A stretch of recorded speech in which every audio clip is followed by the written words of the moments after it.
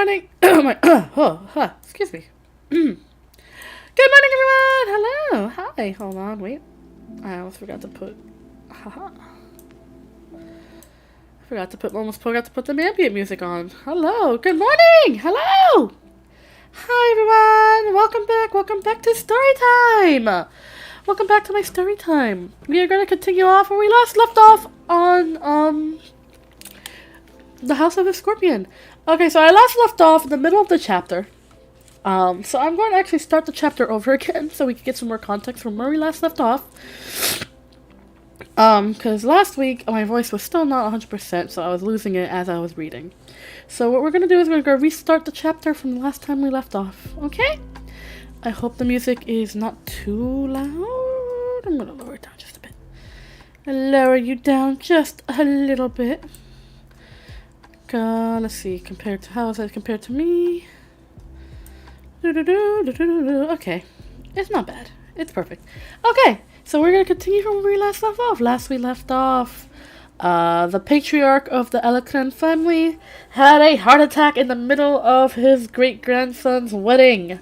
So now, and then of course Matt tried to escape with Maria, but got caught. So now, he was taken to the hospital! To where El Patron is now resting. And we will continue where we last left off. So yes. Chapter 23. Death. Matt was trapped in was strapped to a bed in a room full of alarming machinery. Actually, let me lower this down just a bit, because I know I'm going to talk a little quieter than normal. There we go. Okay. 2 guards sat outside the door, and another 2 waited by the window, which was covered by iron bars. He was utterly terrified. This is where... Hold on. Just finagling with the music settings. There we go. This was where they had kept McGregor's clone. This is where the bad things happened. If only I escaped when I had the chance, he thought. Everything was ready for me. Tomlin gave me maps and food, and showed me how to climb mountains. I didn't understand. I didn't want to understand. He was sick with dread. Every noise in the hall made him try to free himself. At one point, Willem and 2 strange doctors appeared and proceeded to poke Matt's stomach and take him so he could pee into a bottle, and Matt took the opportunity to run. He only got about 6 feet before being tackled by one of the guards. Fool, fool, fool, Matt told himself. Why didn't I escape when I had the chance? After a while, Willem and the other doctors returned to discuss Matt's health. It has mild anemia, said one of the doctors. His liver functions are a little off. Is it cleared for transplant? Inquired Willem. I see nothing against it, said the strange doctor, peering at a chart. They left Matt alone with his fear and his imagination. What was Maria doing now? Would they have drugged her, as Fanny had been drugged before she was forced to marry Benito? Perhaps Felicia had been given laudanum in the beginning just to keep her obedient. One day there would be another grand wedding for Maria and Tom. Maria would have to be propped up as she walked towards the altar. I can't save her, thought Matt. Perhaps he's done one thing that could rescue her.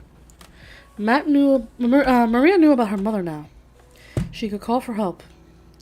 And Esperanza, if Matt knew anything about the woman who wrote A History of Opium, would descend on the convent like a fire-breathing dragon.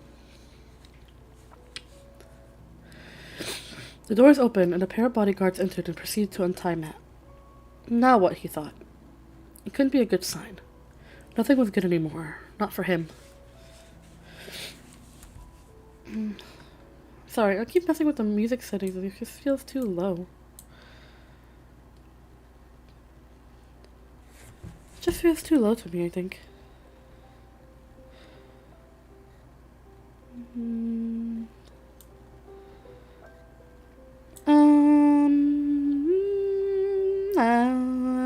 Maybe. There we go. That works out. I like that one better. I like that setting better. Okay, perfect. Right. The door opened and a pair of bodyguards entered and proceeded to untie Matt. Now what, he thought. It couldn't be a good sign. Nothing was good anymore. Not for him. The bodyguards, keeping a tight hold on Matt's arms, led him down the hall to a room unlike any he had seen in the hospital. It was decorated with fine paintings, elegant furniture, and carpets. At the far end, next to a tall window, was a small table with a teapot, cups, and a silver plate of cookies. And next to it lay El Patron in a hospital bed. He looked extremely frail, but life still sparkled in his jet black eyes. In spite of himself, Matt felt a wave of affection. "Come closer, mi vida," said the whispery old voice. Matt approached. He saw more guards standing in the shadows and Celia in a beam of light from a gap of the curtains. Matt braced himself for a stormy scene, but she was dry-eyed and grim. "Sit down, mi vida," said El Patron, indicating a chair by the table. "As I remember, you like cookies." "I did when I was 6 years old," thought Matt. "What's going on here?"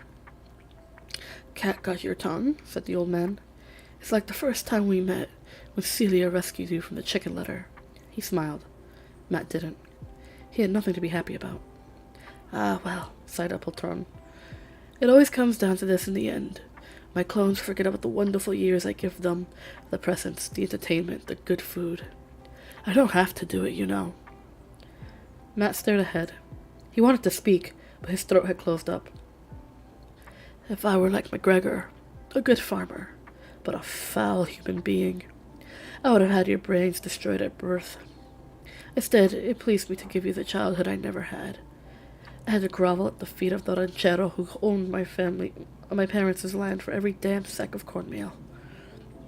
Celia said nothing. She might have been carved out of stone.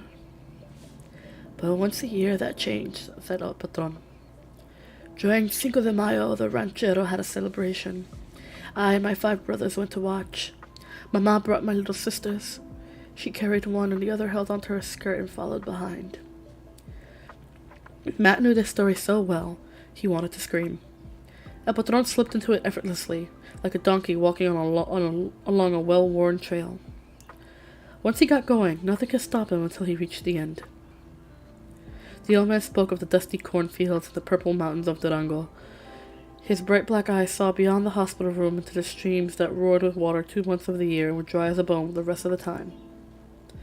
"The mayor of our village, dressed in a fine black and silver suit, rode on a white horse and threw money into the crowd. How we scrambled for the coin. How we rolled in the dirt like pigs. But we needed the money. We were so poor we didn't have 2 pesos to rub together. On this day, the ranchero gave a great feast. We could eat all we wanted, and it was a wonderful opportunity for the people who had stomachs so shrunken that chili beans had to wait in line to get inside. One year, during that feast, my little sisters caught typhoid. They died the same hour. They were so small they couldn't look over the windowsill. No, not even if they stood on tiptoe." The room was deathly still. Matt could hear a dove calling from the roof of the hospital. "No hope," it said. "No hope. No hope." During the following years, each of my 5 brothers died. 2 drowned. One had a burst appendix, and we had no money for the doctor.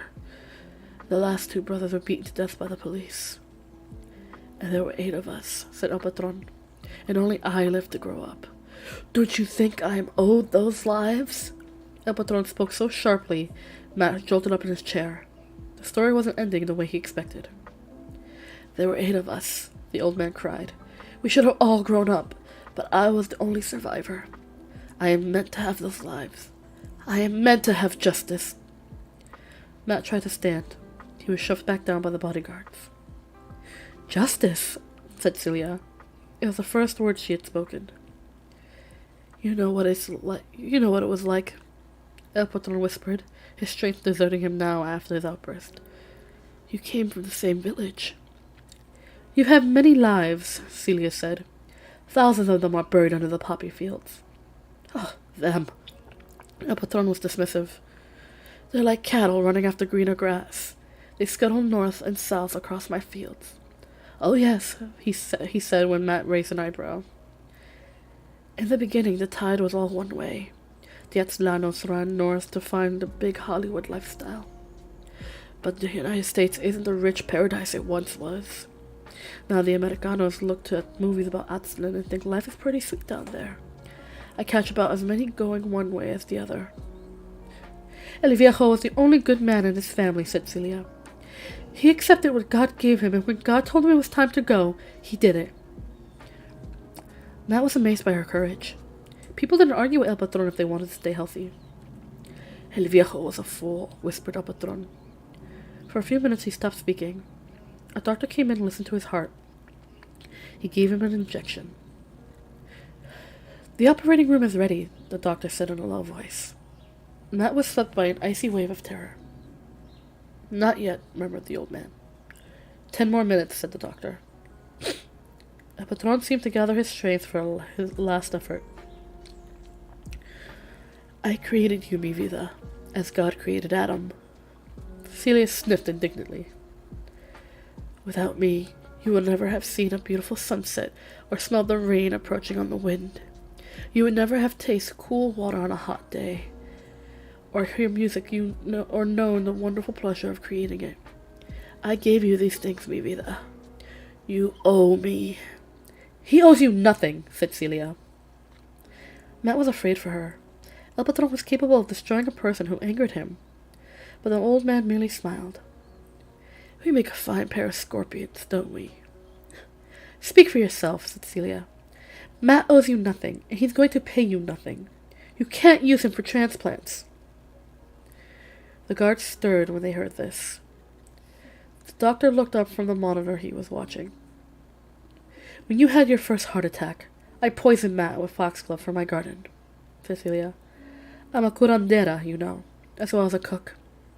I made Matt's heart too unstable to transplant. El Patron's eyes bulged. He opened his mouth, but nothing came out.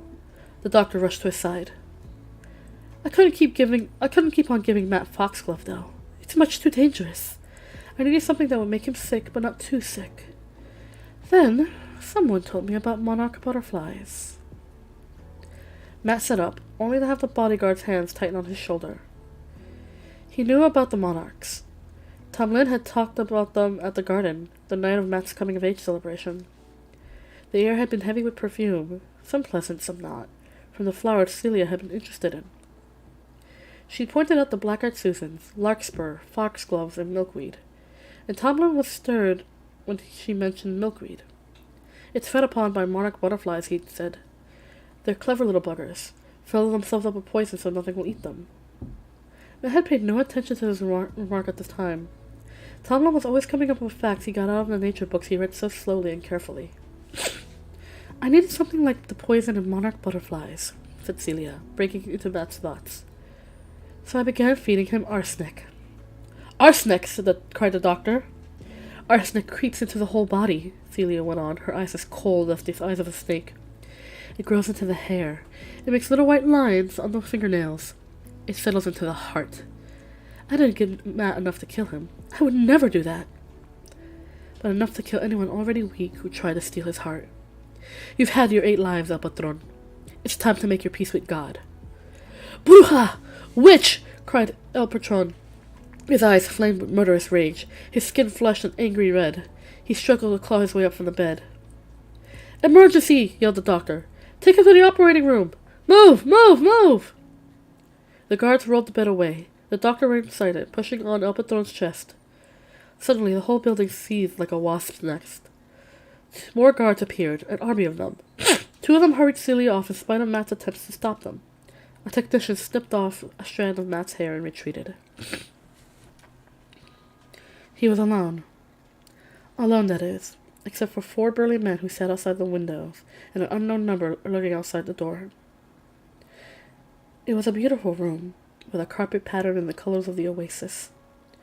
Matt saw the red of canyon walls, the heavy green of creosote, and a blue that was the color of the sky trapped between the high cliffs.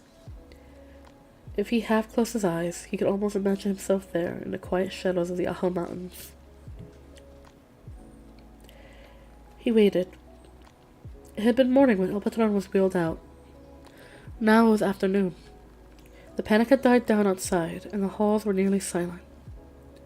The hospital went about its business without involving the prisoner, in the elegant drawing room. Matt finished the tea and ate all the cookies. He felt utterly exhausted. Everything had been turned upside down, and he didn't know whether El Patron's death would mean safety or exactly the opposite. Matt studied his arm, and wondered at the arsenic that lurked inside. Would mosquitoes die if they bit him?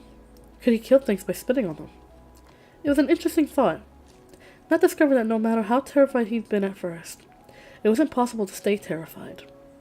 It was as though the brain had said, okay, that's enough, let's find something else to do. Matt thought about Maria instead. She was probably back at the convent. He didn't know what she did there aside from eating chocolates and sunbathing naked on the roof. What a crazy thing to do. What an interesting thing to do. Matt's face turned warm at the thought of it. He'd seen paintings of fat naked goddesses from Rome in his art classes. He thought they were nice, but no one ran around like that in real life. Or did they? He didn't know how people behaved out in the outside world. Anyhow, Maria had gotten into trouble for it. Matt felt feverish, but it wasn't surprising, being full of arsenic as he was. He wondered what other stuff Celia had tried on him from her garden.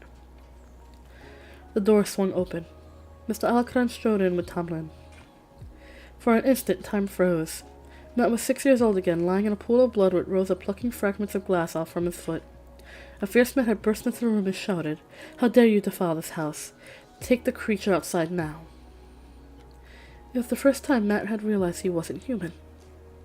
The fierce man had been Mr. Alacran, and he had the same expression of loathing on his face now as he looked at Matt. "I'm here to inform you we no longer need your services," Mr. Alacran said. Matt gasped. That means El Patron was dead. No matter how often he thought about it, the reality came as a blow.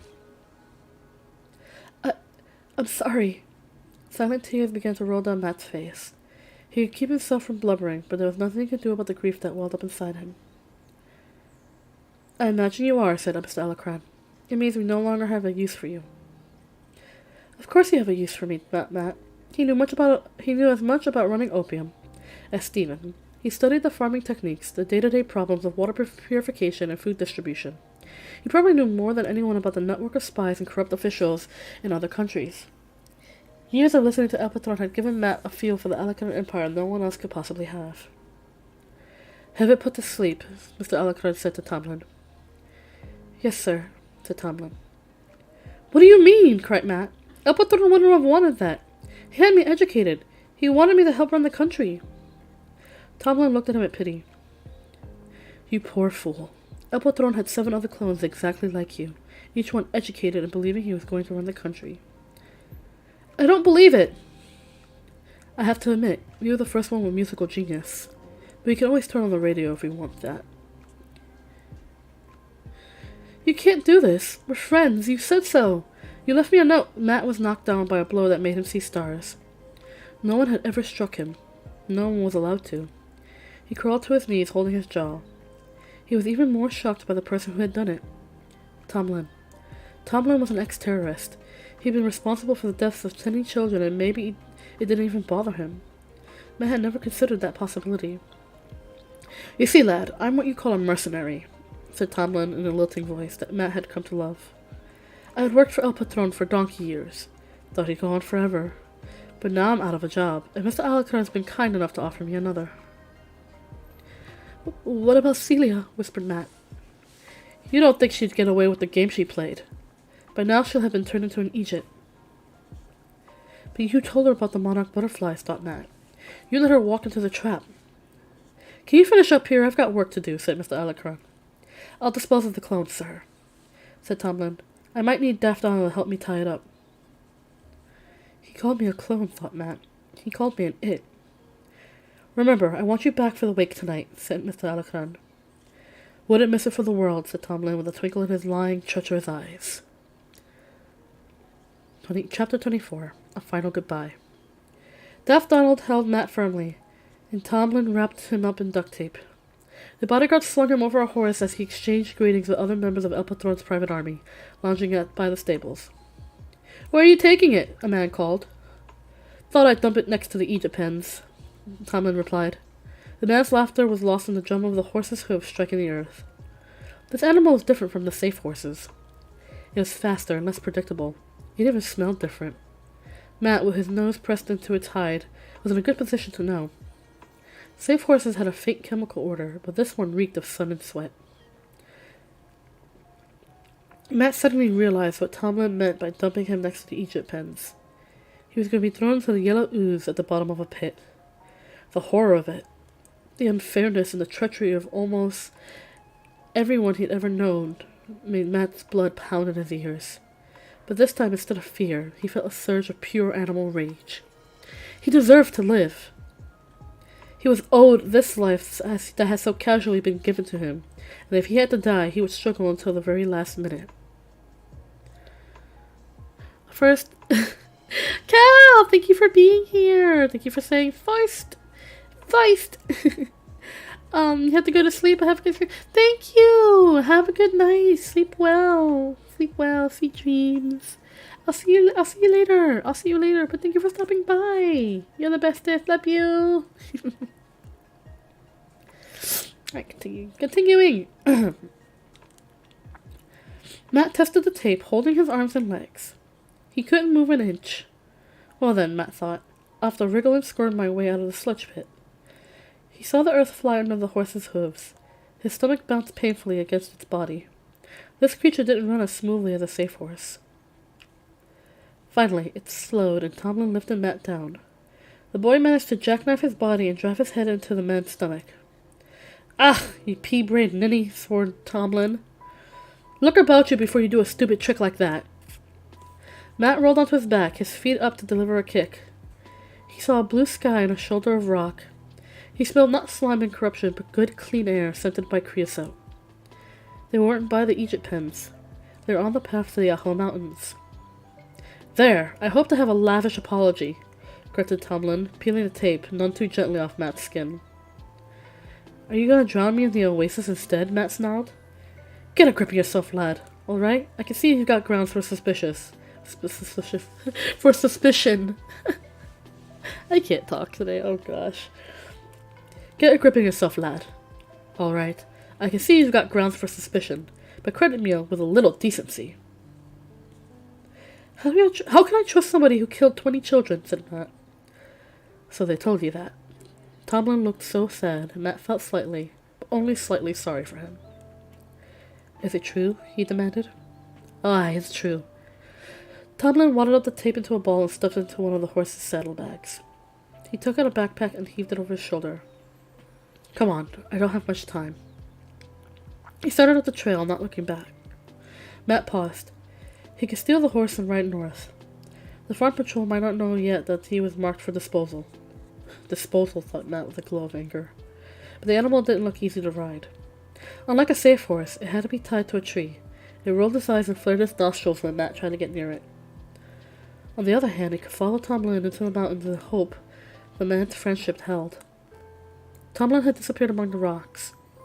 He wasn't even bothering to see whether Matt followed. I'm probably the world's biggest idiot, thought Matt as he trudged along the trail. The oasis was brimming. Fall rains had brought life to the Palo Verde trees, making them bright with delicate yellow and orange flowers. The grape arbor was leafier than Matt ever remembered, and a small duck paddled across the water as he approached. Tomlin was perched on a rock. That's a cinnamon teal, he said. They migrate from the United States to Aslan at this time of year. You wonder how they find a speck of water like this in all the dry desert. Matt settled onto another rock, none too near. The sun was sliding behind the hills in shadows. Shadows crept into the little valley. If it hadn't been for this place, I'd have run barking mad years ago, the border guard said. Matt watched the little duck work its way along the far shore. I was half mad when I went to work for El Patron. It's a place to hide, I thought then. I'll leave when the police get tired of hunting for me. But of course, things didn't work out that way. When something belongs to El Patron, it's his forever. So you did kill the children, Matt said. I could say it was an accident, and it was, but that doesn't take away the horror. I was intending to blow up the Prime Minister, a fat toad who deserved it. I simply never considered the other people who might get in the way. Frankly, I was such a self-important ass, I didn't care. I got most of these scars from that explosion, and Daft Donald had his throat cut. That's why he can't talk. In all these years, Matt hadn't thought about why Daft Donald never spoke. He'd assumed this large silent man was antisocial. El Patron had an instinct for people who he could enslave, said Tomlin. He was such a powerful presence. Power is a strange thing, lad. It's a drug, and people like me crave it. It wasn't until I met Celia that I saw what a monster I'd become. I was too happy swaggering around in El Patron's shadow. But you let the doctors turn Celia into an Egypt, said Matt. I did not. I marked her forehead so it appeared like she wasn't operated on. I put her in the stables with Rosa. Matt looked at Tomlin directly for the first time since they arrived at the oasis. A great weight shifted off his chest. She'll be safe as long as she remembers to act like a zombie. So now I think I've earned that lavish apology, said the bodyguard, and Matt gave it at great length and wholeheartedly. I would have brought her here, but Celia isn't much for climbing rocks, Tomlin sighed. They looked out over the pool with the afternoon sky silvering its surface. The cinnamon teal waded onto the bank and preened its feathers. A swallow scooped up a dragonfly hovering over the water. Am I supposed to live here? Matt asked. Tomlin started. My mind was wandering. I love the way swallows turn just before they're about to crash into the ground. No, lad, you wouldn't be able to survive. It's better if you go to Atzlan. Atzlan? Matt's heart gave a bound. Are you coming with me? I can't. Tomlin's voice was sad. You see, I've done terrible things in my life, and I can't escape the consequences. That's not true, Matt said. The police probably stopped looking for you long ago. You could give people a false name. You can grow a beard and shave your head. Of course I could. And may I say, you're showing quite a lawless streak. Quite a chip off the old block you are. No, I'm talking about moral consequences. I spent years benefiting from the horrors of opium, and now I have the chance to put things right. I mustn't pass it up. Celia has made me see that. She's a very strict woman, you know. Won't put up with evil. I know, said Matt, thinking of how Celia had stood up to El Patron. I've already packed your bags. Tomlin said, unslinging the backpack. There's maps in the chest. Take as many water bottles as you can manage, and when you reach the Atlan border, say you're a refugee. Your parents have been taken by the farm patrol. Act stupid. That shouldn't be a problem. And don't tell anyone you're a clone. Won't they be able to tell? Matt imagined the Atlanos' rage when they realized they'd been duped. Here's the dirty little secret. Tomlin bent down and whispered, as though he had to hide the information from the swallows, the duck, and the dragonflies. No one can tell the difference between a clone and a human. That's because there isn't any difference. The idea of clones being inferior is a filthy lie. Tomlin strode off to the metal chest, leaving Matt open-mouthed. He watched the man remove water bottles and maps. How could a clone be the same as a human? Everything in Matt's experience argued against it. Tomlin unzipped a pocket in the backpack and took out a clump of paper. This is money, see? I should have taught you about it before. Here's a 100-peso note, and here's a 50. Always ask the price of something first and offer half. Oh, crikey, you're not going to learn it now. Just remember to take out one piece of paper at a time and don't let anyone see how many pieces of paper you have. The sun had set and dusk was falling rapidly. Tomlin built a fire and stacked dry wood nearby. You should go first thing in the morning. That gives you 12 hours to reach the border. It's the ideal time because the farm patrol is at the house for the wake. Another thing, El Patron has kept opium frozen for 100 years in the past. I don't understand, said Matt. Opium, as much as possible, is the way things were in El Patron's youth. Celia cooks on a wood fire. The rooms aren't air-conditioned. The fields are harvested by people, not machines. Even rockets aren't allowed to fly overhead. The only places where the rules are relaxed are in the hospital and the security system. It is one of El Patron's way of outwitting death. One of his ways. But everything's the same on TV, Matt protested. Tomlin laughed. El Patron controlled that too. El Latigo Negro snapped his last whip a century ago. Talk about reruns. In many ways, you'll find Aztlan confusing, but they've had a movement back to simpler times recently. They're trying to turn away from a machine-based economy into the old Mexican culture. You'll find some things familiar. Wait, cried Matt as the bodyguard made ready to leave. Can't you stay? The thought of losing his friend and perhaps never seeing him again was devastating. I've got to attend the wake, said Tomlin. Then bring Celia here. I can help her climb the rocks. Wait till you see the rocks. No, lad. Celia's too old to make the trip. I'll keep her as safe as I can. You have my word on it. What should I do in Aztlan? Where can I stay? Matt was beginning to feel panicky. Where's my head? Tomlin said, stopping at the edge of the firelight. I left the most important thing out. The first thing to do in Aztlan is catch a hovercraft to San Luis and ask directions to the convent of Santa Clara. Unless I'm very much mistaken, Maria will dance rings around you when you walked in the front door. There was no stopping him this time. Tomlin strode ahead with Matt trotting behind. When they reached the hole in the rock, the bodyguard turned and put his hand on Matt's shoulders. I don't believe in long goodbyes, he said. Will I ever see you again? Tomlin waited a moment before saying, no. Matt drew his breath sharply. I've never lied to you, and I don't intend to start now. The important thing is, you've escaped. You're the one possession El Patron let slip through his fingers. What's going to happen to me? Said Matt. You're going to find Maria, and if things work out, her mother. You know Esperanza? Oh, aye. She used to come to the house. Did you ever see that movie about dinosaurs? The one with the velociraptor? Matt remembered a particularly nasty dinosaur with long claws and teeth and a willingness to burrow through rock to get at its prey. Well, that's Esperanza when she's got a cause. She's a good person to have on your side. Tomlin climbed to the rock and went off into the gathering dark. He didn't look back. Matt kept himself from shining the flashlight on him. Sorry, I need to take a little sip of tea. A little sip of tea for me, please.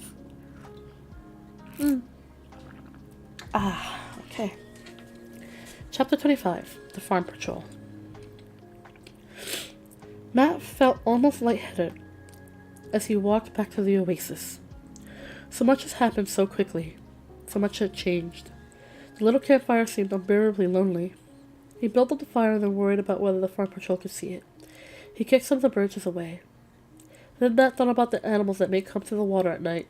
Coyotes for sure, a bobcat maybe. A jaguar was a long shot, but Tomlin had seen them. Matt built up the fire again. Excuse me. He found beef jerky and dried apples in the metal chest. He was ravenous, having eaten nothing but cookies since the morning of the wedding. The food lifted his spirits, and soon he was poring over the map in the flickering light. It was like an exciting novel full of possible adventures. Tomlin had marked the route with a red pen and added comments using his own creative spelling, such as rattlesnake here and saw bear under tree. Matt finished dinner with a handful of peanuts and a chocolate bar. He shut the backpack into the metal chest and unrolled the sleeping bag on an exposed slab of rock. He felt safer away from the places where he might meet bear under tree. Then he lay down and looked at the stars. It was oddly frightening to lie on the ground without a shelter. The sky was so black and the stars so many and brilliant. He might lose his hold on the earth. He'd float away, and if he didn't grab a tree branch, he'd go on forever into those bright inhuman lights. Matt ran a rope from the sleeping bag to a tree. Okay, it was a dumb thing to worry about, but it didn't hurt to be careful. Celia once told him the Indians in her village carried charms to keep from being carried off by the sky. They might know something people with houses didn't understand. Exhausted by all that had happened, Matt fell into a deep and dreamless sleep.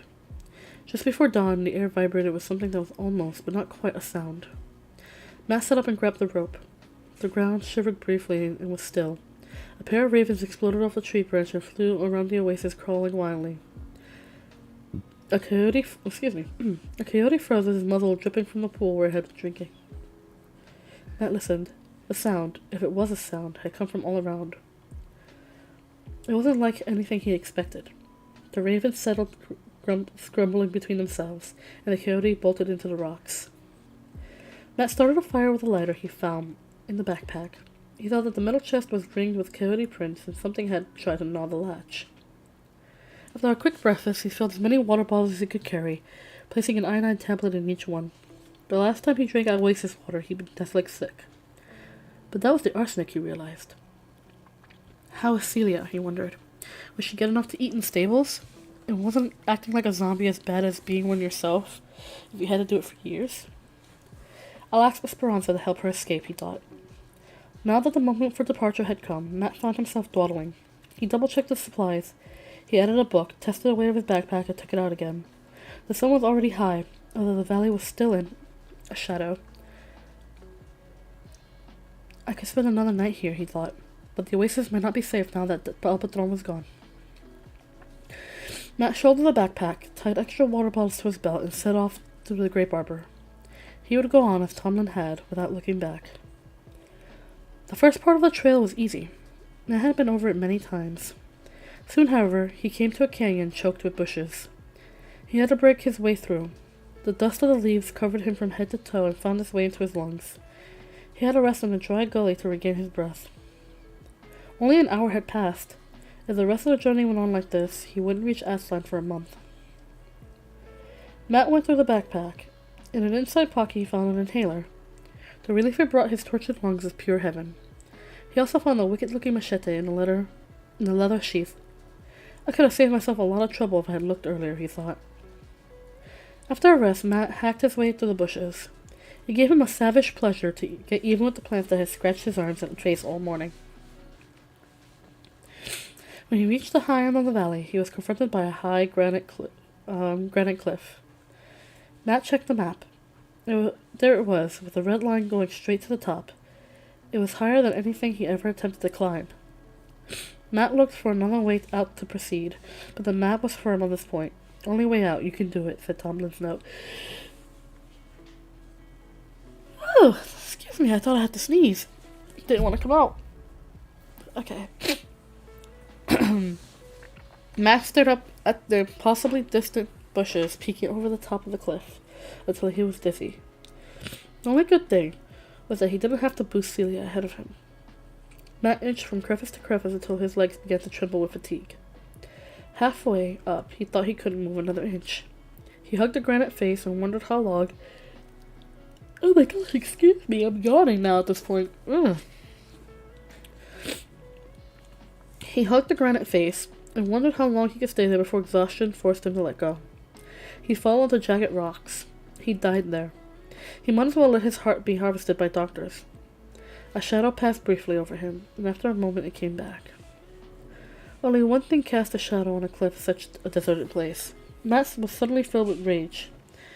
It was as though it came from some deep place like lava in a volcano. He no longer felt exhausted or discouraged, or anything else except a towering fury to survive. He pulled himself up, foothold by foothold, crag by crag, until he wriggled over the top and lay panting and surprised by his feet. Matt looked up into the blinding blue sky and heard the leathery flap of wings as the bird turned in the air. I win, you ugly good-for-nothing buzzard, he thought. He smiled. He sounded just like El Patron. Matt celebrated with a bottle of water and a package of cookies. He threw a rock at a turkey buzzard. The map showed that he'd come about 5 miles and there were 5 more to go. The sun was bending to the west, so he might not make it to the border before dark. Matt wasn't particularly worried. He had plenty of food, and he felt enormously good after his battle with the cliff. He traveled on the top of a ridge. The going was much easier, and the view was spectacular. Tomlin had included small binoculars among the supplies, so Matt stopped frequently to look back at opium. The land towards Atlan was still blocked by the mountains. He could see the long, flat poppy fields and even a brown smudge that might have been a group of Egypts. He saw the water purification plant and storehouses for food and fertilizer. The red tile roofs of the mansion spread out in a patch of intense green. Matt felt a strange sensation in the pit of his stomach. What it was, he realized. Sorrow. There, on the high ridge of the Aho Mountains, Matt gave himself over to grief. He wept for Celia, trapped in the stables, and for Tam Lin, who was trapped in a different way. He wasted no tears on the Alacrans or their slave Felicia, Fanny, and Amelia. But he wept for El Patron, who deserved pity less than anyone, but who was closer to Matt than anyone in the world. In an odd way, it felt as though El Patron was still alive, and in one sense he was, for Matt was still existed. As long as he survived, El Patron had not vanished from the world. Matt camped at the top of the ridge. The recent rains had filled hollows in the rocks, and the little folds of the mountains were green with bare grass. Desert mallows spread out peach-colored blooms in pockets of soil, and everywhere late-blooming cliff roses swarmed with bees. Matt wasn't afraid, although he saw more animals than he had ever observed with his travels with Tom Lynn. White-tailed deer fed on bushes in the late afternoon sun. He saw a buck rub its antlers on a tree, perhaps to sharpen them, or perhaps simply because they itched. Matt didn't know. He saw a group of coyotes running with their tails in the air, and their long noses pointed along the ground. Everything seemed alive. Everything scurried, flew, dug, nibbled, or chattered. Frogs cheeped from an unseen waterhole. A rock squirrel whistled when a red-tailed hawk drifted by. A mockingbird sat on the topmost branch of a mesquite and performed every song Matt had ever heard, plus a few extra the birds must have composed himself. Most of all, it was the wild music that impressed Matt. It did the same thing playing the piano had done for him when he was frightened and lonely. It took him to another world where only beauty existed, and where he was safe from hatred and disappointment and death. He stayed up a long time, watching the distant lights of opium. There weren't many. Excuse me. The mansion sat by itself in a sea of dark. The factories, storehouses, and Egypt pens were all hidden. The air was so still that Egypt had probably been driven into the fields to sleep. Matt heard no sound from the far plain. It might have been a painting instead of a real place. Nearby, he heard the hoot of a great horned owl and the incessant chirp of crickets. The mountain was darker than the plain, but it was alive and it was real. Matt slept well, and he felt strong and confident in the morning. Opium was covered by a ground fog, as it often was in the fall. He couldn't see anything but white haze stretching from horizon to horizon. With a last look at the map, Matt started along the trail. It dipped up and down, gradually leading to a pass between two hills. He heard a noise from one of the high meadows, like someone hitting a baseball. It happened again and again. It couldn't really be people playing baseball up there, he knew, with only hawks and turkey buzzes to watch. As he got closer, the sound became more like someone smacking a pair of ripe watermelons together. Matt cautiously peered around a bush and saw two bighorn sheep thunder at each other like a pair of farm trucks. They crashed head-on, reeled away, and trotted off. After a few moments, they repeated the performance. A group of ewes grazed among the rocks as though they couldn't be bothered to watch. Matt was so delighted he laughed out loud. Then, of course, the sheep skittered to safety, making huge leaps as they bounded from rock to rock. As Matt approached the cleft at the top of the mountains, he began to hear another puzzling noise. It was like the roar of fire in Celia's stove. It got louder and louder, and now Matt could pick out individual sounds, the grinding of machinery, the blast of horns, even, incredibly, music. He stepped through the pass into another world. The same quiet hills lay below him, with hawks patrolling wooded valleys between shoulders of rock, but beyond them lay a seething mass of factories and skyscrapers. He saw railways not only to the ground, but also going up in wide spirals among the buildings. A sea of hovercrafts restlessly trawled the air. The buildings stretched on as far as Matt could see, which wasn't far because of a smudgy brown haze covering everything. It was from here that the booming, clanking, thundering noise came, and it surprised Matt so much that he sat down on the trail to think. The sun was directly overhead. Matt fished out the hat Tomlin had provided. So this was Aztlan. In all Matt's imaginings, it had been nothing like this. He had taken Celia's tales about the maquiladoras and El Patron's story about Durango and mixed them with episodes of El Latino Negro. What came out was a hodgepodge of factories, primitive huts, and fabulous ranches owned by evil tycoons who had pretty daughters. How could people live in all that noise, he thought. How can they breathe the air? There wasn't a fence for as far as he could see, but there was a line of poles that could have supported a fence. The land on the opium side of the border was deserted, as though someone had put up a big sign saying danger, radioactive. Matt went back over the mountains to pass the meadow where the bighorn sheep had tried to brain each other. He had a small lunch of beef jerky and dry cheese. He couldn't stay here. The rainy season in the Ajo Mountains was brief, and Matt had a very clear idea of how soon the little frog ponds and hidden grottos would dry out. Equally, excuse me. I lost my page. There we go. Equally, he couldn't return to the mansion. The only way out was the border of Atzlan. You can do it, he imagined Tommy saying. I guess I have to, thought Matt, turning to look one last time at the quiet meadow, the white plums of bear grass, and the black-throated sparrows flitting through the trees. He slid down parts of the hill where the ground was steep and sandy. He arrived at the bottom, hot and dusty and itching from dozens of spines he had collected from a cholla cactus on the way down. He crouched in the shade of a rock to drink the last of his water. Matt found the spines impossible to remove. They seemed to burrow deeper into his skin when he tried to pinch them out. And somewhere along the way he tore his pants and one of the straps on the backpack. Matt observed the border through his binoculars.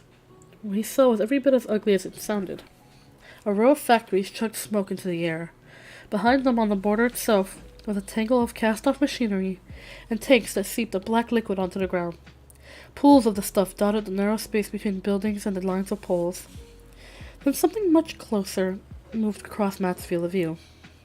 He adjusted the lenses. It was a man on a horse. It was a member of the farm patrol. Moving the glasses around, he saw more of them. Matt shrank back into the rocks. The farm patrol must have gone back to work after the wake. Had they seen him coming slipping and sliding down the mountains? He was afraid to move. He was afraid not to. Fortunately, the hollow where Matt was hiding was deep. After a tense half hour or so, he guessed the farm patrol had seen nothing. But perhaps they were merely waiting for him to get thirsty and come out. Matt did get thirsty, horribly so as the hours went by. He counted 6 men as they rode slowly back and forth. At no time was the border deserted, and at no time was it possible for Matt to run the remaining few hundred yards to freedom. The sun dipped to the west. Shadows lengthened. Matt sucked on a stone to keep from feeling thirsty. The sun set. The shadow of the night rose, dividing the eastern sky into a pale blue above the gray below, and with a rosy border where the sunlight still shone on the haze of dust in the air. Suddenly, a commotion broke out. A group of men burst from one of the junkyards and ran across the border. The instant they passed the lines of the poles, the sirens went off. The farm patrol galloped to intercept them. At once, Matt was off in the other direction. It hadn't taken him a second to react. This was his chance. He raced across the ground. To his left he heard shouts and a loud crack accompanied by a flash of light. Matt had seen this weapon at Elpatron's birthday party. It was a super stun gun that fried the hair on the illegal's head and stopped his heart cold. Most of the time, the illegal's heart started again, so he could return to an Egypt. Matt heard horses' hooves pounding. He didn't try to see how many men had turned to follow him. His only chance was to reach the border, and he bounded with an agility that would have impressed a bighorn sheep. He saw the body of a horse approaching. Matt swung the binoculars at the animal's head and sent it veering to one side. The rider pulled it up and forced it to turn. The poles were close. Matt saw the ground ahead and it had changed from dirt to cement. He put on an extra burst of speed, but the farm patroller grabbed Matt's backpack and reined in his horse. Matt undid the snap holding the waistband and slid out of the straps. The change in speed sent him tumbling across the border onto one of the oily black pools where he fell onto his stomach and skidded out on the other side in a plume of goo. Matt sat up, frantically wiping his eyes. He saw the farm patroller right away and looked down to see that he would have no trouble convincing the Atlanos that he was a refugee. He had no backpack, no money, and he was covered from head to toe in black slime. La Vida Nueva. Chapter 26, The Lost Boys. Que coraje! What spirit that kid has! A man said. Matt wiped away the goo dripping off his hair. He saw a pair of uniformed men approach from amid ruined machinery and tanks. Hey kid, ¿Cómo te llamas? What's your name? Asked one of them. Matt was slumped for a moment. He certainly couldn't tell them the truth. Matt Ortega, he said, swiping the music teacher's name. You're a real fighter, said the border guard. I thought he had you when he grabbed the backpack. Did your family go over tonight? No, my family. Now that the excitement was over, Matt felt the reaction set in. He hugged himself and his teeth chattered. Hey, the guard said kindly. You don't need to explain now. You just had the beans scared out of you. Got it. I got scared watching you. Come inside, we can have a bath and something to eat. Matt followed carefully so he wouldn't step on the cement. His body was covered in sludge and his stomach was in knots over the narrow escape. The guards led him to a large cement bathroom with showers along the walls. They gave him a brush and a chunk of green soap. Take one of the clean bodysuits from the bin, one of them instructed. This is like a dream, Matt thought as he scrubbed and re-scrubbed himself in the steamy shower. He had been afraid of his welcome in Atzlan, but these men treated him like a guest. They didn't seem a bit surprised to see him. Matt found an olive drab jumpsuit that didn't look too bad. The cloth was rough as a floor brush, but it would help him fit in with the others. He could pass as human. When he emerged, he was seated at a table given a plate of tortillas and beans by a man in a black uniform with the emblem of a beehive on one sleeve. Thank you, this is very nice, Matt said. Oh, we have an aristocrat here, said one of the border guards. When was the last time someone said thank you to a keeper, Raoul? About the time America discovered Columbus, said Raoul. He pulled up a chair. Okay, kid, what were you doing on the frontera? Matt, between mouthful of beans, gave the story Tomlin had prepared. His parents had been taken by the farm patrol. He got scared and ran back across the border. He wanted to go to San Luis. That's really tough, losing your parents like that. Do you come from San Luis? Said Raoul. I have a friend there, said Matt, stumbling over how exactly to describe Maria. The man shrugged. What kind of work can you do? Work? Matt was confused. He knew how to run an opium empire, but he didn't think that was what the man wanted to hear.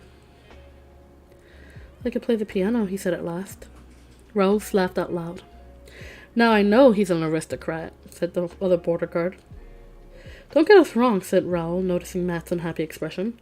We like art and music, but in the new Atzlan we don't have time for hobbies. We have to contribute to the general good of the people. It's hard, but it's fair, said the other man. So if you have a special skill, like balancing magnetic coils or running a positronic purifier, please tell us. Positronic purifier, thought Matt. I don't even know what that is. He racked his brain. I studied water purification, he said at last. It wasn't quite true. Matt had toured the water purification plant, but he thought he remembered enough to be useful. Those plants are automated, said the border guard. Wait, I'm getting an idea, said Raoul. Stop on it before it gets away, the guard said. No, really. The plankton factory in San Luis can always use new workers. That's something like water purification, and it's where the kid said he wants to go. Men seemed to think this was a brilliant plan, and Matt, who had no idea what they were talking about, said the plankton factory sounded fine. It was in San Luis, after all. He could leave right away and find his way to the convent of Santa Clara. Matt spent the night in the guardhouse, and in the morning Raoul took him to a large gray building with high windows covered with iron bars. You're in luck, Chico, he said. You've got a hovercraft going to San Luis tomorrow. He unlocked a metal door that led to a dimly lit hallway.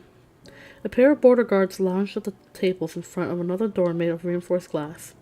They were playing a game Matt had never seen. Tiny men seemed to hang in midair over the table, along with trees, buildings, and a pot of bubbling on a fire. It was the pot and fire that enchanted Matt. They were so realistic he could even hear water splattering onto the flames. About half of the tiny men were dressed in animal skins and carried spears. The other half were clad in monk robes. The border guards wore silver gloves and moved the game pieces by waving their fingers. Another one for San Luis, said Raoul. The men grudgingly turned off the game. Where did the picture go, said Matt. Haven't you ever seen a holo game, kid? Of course I have, Matt lied. He didn't want to arouse suspicion. Oh, I get it, a border guard said. You haven't seen this game before. That's because it's so old. It's all the crowding government ever sends us. Don't use the language like that in front of the kid, said Raoul. Sorry, said the guard. He turned on the game, and the tiny men appeared again. See, those are the cannibals, and these are the missionaries. The aim is for the cannibals to push the missionaries into the cooking pot. And the missionaries? Asked Matt. They have to push the cannibals into the church, but first they have to baptize them. Matt watched, fascinated, as the tiny missionary held down a yelling cannibal and sprinkled water on his head. So that's what baptism was. Looks like fun, he said. Sure, if you haven't played it a couple thousand times. The man turned the game off and unlocked the glass door for Raoul and Matt to pass through. Why are all the doors locked? Asked Matt. The orderly production of resources is vital to the general good of the people, said Raoul. That's a very weird thing to say, Matt thought. However, his attention was riveted onto a room full of boys working at tables. They all stopped what they were doing and turned to look at Matt. He had never played with children. He'd never been to school or played sports, and he never had a friend his own age except Maria. The reaction of most people to him had been hatred. Thus, the experience of suddenly being thrust into a crowd of boys was like being dumped into a pool of piranhas. Matt assumed they were going to hurt him. He froze into a karate stance Tomlin had shown him. The boys surged forward, all talking at once. What's your name? Where are they sending you? Got any money? Raoul, perhaps noticing Matt's odd position, crowded them back. Orle moros. Okay, kids. His name is Matt, and he just needs to be left alone for a while. He just lost his parents in Dreamland. The boys went back to their tables, but they eyed Matt curiously, and one or two of them smiled and tried to entice him over. Matt stood next to the door while Raoul walked around the room, commenting on the boys' work. Some were fitting small bits of machinery together. Others wove strips of plastic into standals. Still others measured powders into capsules and counted the finished pills into bottles. Raoul stopped by a large boy who was sanding a curved piece of wood. We don't have time for hobbies, Chacho. The orderly production of resources is vital to the general good of the people. Crop the good of the people, muttered Chacho, still sanding the wood. Raoul was angered by this curse, and Matt had no doubt it was a curse, although he didn't know what it meant. The man didn't show it. He took the wood from Chacho's hands. Attention to the welfare of the nation is the highest virtue to which a citizen can aspire. Yeah, right, said Chacho. Work is freedom, but freedom is work. It's hard, but it's fair. It's hard, but it's fair, chanted the rest of the boys. It's hard, but it's fair. They banged out the rhythm on the table, getting louder and rowdier until Raoul stilled them by raising his hands. I'm glad to see you in high spirits, he said, smiling. You may think I'm a boring old keeper, but someday you'll understand the importance of these lessons. He led Matt to the middle of the room. This boy is going to San Luis. I want you to make him feel welcome, but don't push him if he wants to be alone. He's just been through a terrible loss. Raoul's exit was done smoothly, with the door closed and locked almost before Matt was aware of it. Why did they have to be locked in? And what was a keeper? It was the second time Matt had heard the word. He glared at the boys, whose work slowed now that they weren't being watched. El Patron always said it was important to establish your authority before anyone had a chance to question it. Matt walked towards the tables as though he owned the place. Want to join us? Said a skinny little kid who was making up pills. Matt looked grandly around the room. He nodded curtly. You can help if you want, the kid offered. My advice is to sit on your butt while you have the chance, said Chacho from across the room. The big boy was twisting plastic strips into sandals. Matt walked slowly to the sandal-making table. El Patron said you should never look anxious or needy. People always took advantage of those who were anxious or needy. Why is that? Inquired Matt, looking down at the tangle of plastic strips. 'Cause the keepers are going to work your butt off tomorrow, said Chacho. He was a large, rough-looking boy with big hands and black hair slicked back like the feathers of a duck. I thought I was going to San Luis. Oh, you are? So am I, Fidelito. Chacho pointed at the skinny kid, who looked only be about 8 years old. But you can bet we're going to work before we get on the hovercraft, while we're on the hovercraft, and after we get off the rotting hovercraft. You'll see. So Matt wandered around and watched the various chores the boys were doing. He settled by Fidelito, who was ecstatic to gain approval of the newcomer. After a while, Matt could see why. Fidelito was the neediest kid in the room, and so of course everyone pushed him around. What kind of pills are those? Matt asked. Vitamin B, said Fidelito. It's supposed to be good for you, But if you eat 10 or 12 of them, you get sick. What a dope, Chacho said. Why would anyone eat a dozen vitamin pills? I was hungry, said Fidelito. Matt was startled. You mean they don't feed you here? Sure they do, if you produce enough work. I'm just not very fast. You're not very big, Matt said, feeling sorry for the earnest little boy. That doesn't matter, Fidelito explained. Everyone was supposed to have the same output. As long as we're here, we equal. It's hard, but it's fair, intoned Chacho from across the room. The other boys picked up the chat, banging on the table until the whole room rocked.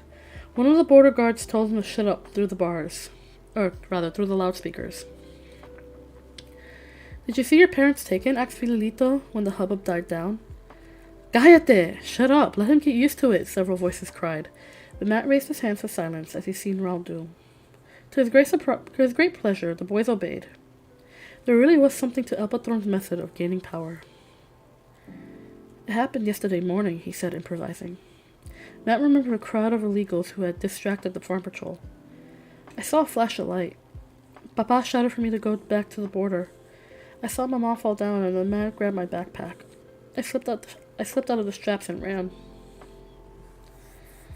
I know what that flash of light was, said a sad-faced boy. It's a kind of gun, and it kills you dead. Mi mama... His voice choked, and he didn't say any more. Fidelito put his head down on the table. Have other people lost their parents? Stammered Matt. He'd been about to create a dramatic story about his escape. Now it seemed the heartless thing to do. We all have, said Chacho. I guess you haven't figured that out. This is an orfanatorio, an orphanage. The state is our family now. That's why the border guards wait along the frontera. They catch kids of rockheads who make a run for it and then turn them over to the keepers. Mi abuelita wasn't a rockhead, said Fidelito from the cradle of his arms. Your grandma. Oh, heck, Fidelito, said Chacho. She was too old to run to the United States. You know that. But I'm sure she loved you, he added as the little boy sniffled. So you see how it is? Chacho told Matt. We're all part of the crowding production of resources for the crowding good of the people. Don't let Raul hear you. I'd like to tattoo it on my butt for him to read, said Chacho, going back to the tangle of plastic strips on his table. Chapter 27. A five-legged horse. We'll have a sip of tea. Give me a moment. Yum. Tea. The rest of the day, from Matt's point of view, went very well. He drifted from group to group, listening to conversations and storing up information. In case someone were to wonder why he was so ignorant, he didn't ask many questions. He learned that the keepers were in charge of the people who couldn't take care of themselves. They took in the orphans, the homeless, the insane, and molded them into good citizens. The orphans were known as lost boys and lost girls, and they lived in different buildings. Matt couldn't figure out why everyone seemed to hate the keepers, although no one except Chacho said so directly. Raul seemed nice enough. Excuse me. Matt also learned that the country of opium was called Dreamland here. No one really knew what lay beyond its borders. There were many stories of zombie slaves and a vampire king who lived in the castle. The chupacabras hunted its mountains and occasionally crossed over to Aztlan to drink the blood of goats. Boys who had not seen their parents taken believed they had made it to the United States. Silver boys assured Matt that they were only waiting for their parents to send for them. They would all be rich and happy in the golden paradise that lay beyond Dreamland. Matt doubted it. The farm patrol was very efficient, and besides, El Patron had told him just as many people ran away from the United States as towards it. If a golden paradise had ever lain to the north, it wasn't there anymore. Matt helped Fidelito make pills. It seemed monstrously unfair that the little boy was deprived of food simply because he was slower than the larger boys. Fidelito responded with such adoration that Matt began to regret his good deed. The little kid reminded him a little of Furball. They had a half-an-hour break for lunch. First, the guards checked everyone's work output for the morning. Then they brought in a steaming cauldron of beans and handed out tortillas. Before anyone was allowed to eat, the boys had to recite the 5 principles of good citizenship and the 4 attitudes leading to right mindfulness. The food was doled out according to whether a boy had reached his quota or not. Fidelito looked at Matt with shining eyes as his bowl was filled to the brim. After lunch, the work started again. Matt helped Fidelito for a while, then switched to Chacho's table for variety. He was very quickly figuring out the pattern that he was supposed to weave. "Enjoy it while you can," grunted Chacho. "Enjoy what?" said Matt, holding up a finished sandal. "The thrill of moving from one job to another. Once you settle in, the keepers will let you only do one thing. It's supposed to be efficient." Matt considered this information as he continued to weave plastic. "Can't you ask for something else?" Chacho laughed. "Sure, you can ask. You won't get it, though. Rules said worker bees do the best they can with whatever job they're given. That's his way of saying tough toenails, sucker." Matt thought a while longer. "What was the piece of wood you were working on when I arrived?" For a moment, Matt thought the boy wasn't going to answer. Chacho twisted his strip of plastic so viciously it broke. He had to start over with a new one. "It took me weeks to find that wood," he said at last. "I think it was from an old packing crate. I polished it and sanded it. It was going to find more pieces and glue them together." Chacho fell silent again. "And make what?" Matt urged. "Promise you won't tell?" "Of course." "A guitar." That was the last answer Matt had expected. Chacho had such clumsy-looking hands he didn't seem capable of playing a musical instrument. "Do you know how to play?" "Not as well as my father. He taught me to make guitars, though, and I'm pretty good at that." Was he taken into dreamland?" said Matt. "Caramba! Do you think I belong with the rest of these losers?" "Me carcelaron por feo. I was locked up for being ugly. I'm no orphan. My dad's living in the United States. He's got so much money that he can't even fit it into his pockets. And he's going to send for me as soon as he buys a house." Chacho looked absolutely furious, but Matt could tell from his voice that tears weren't far below the surface. Matt worked in his sandal, not looking at Chacho. He noticed the other boys were absorbed in their work too. They knew. They had to know that Chacho's father wasn't going to send for anyone anytime soon. But only Matt understood what had really happened to him. Chacho's father was bending and cutting poppies all day in the hot sun. On still, breathless nights, he was sleeping in the fields to keep from being suffocated by the bad air from the pits.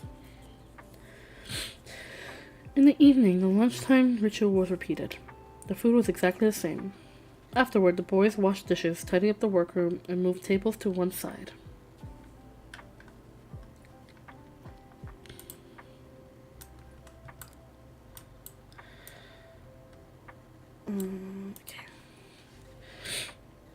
From storage rooms, they dragged out beds and fitted them on top of one another to form bunks of 3 levels high. "Put Fidelito's bed on the bottom," someone told Matt. "Which one is it?" asked Matt. "Smell the mattress," said Chacho. "I can't help it," the little boy protested.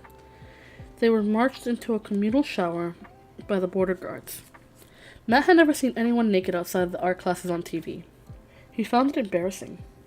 He kept his right foot planted on the floor so no one could see the writing that proclaimed him a clone. He was very glad to shrug on a coarse nightshirt and retreat to the workroom, now a bedroom. "Do we get to sleep now?" he asked. "Now we get the bedtime story," said Chacho. The boys seemed energized by something. They clustered around a bunk bed under a window, and Chacho put his ear to the wall. After a moment, he pointed out the window and nodded. Fidelito climbed onto the bunk bed like a little monkey and lifted his nightshirt. This was his moment of glory. "Voy a enseñarle la mapa mundi," he announced. "I'm going to show him the map of the world?" thought Matt. "Show who?" And what did he mean by the map of the world?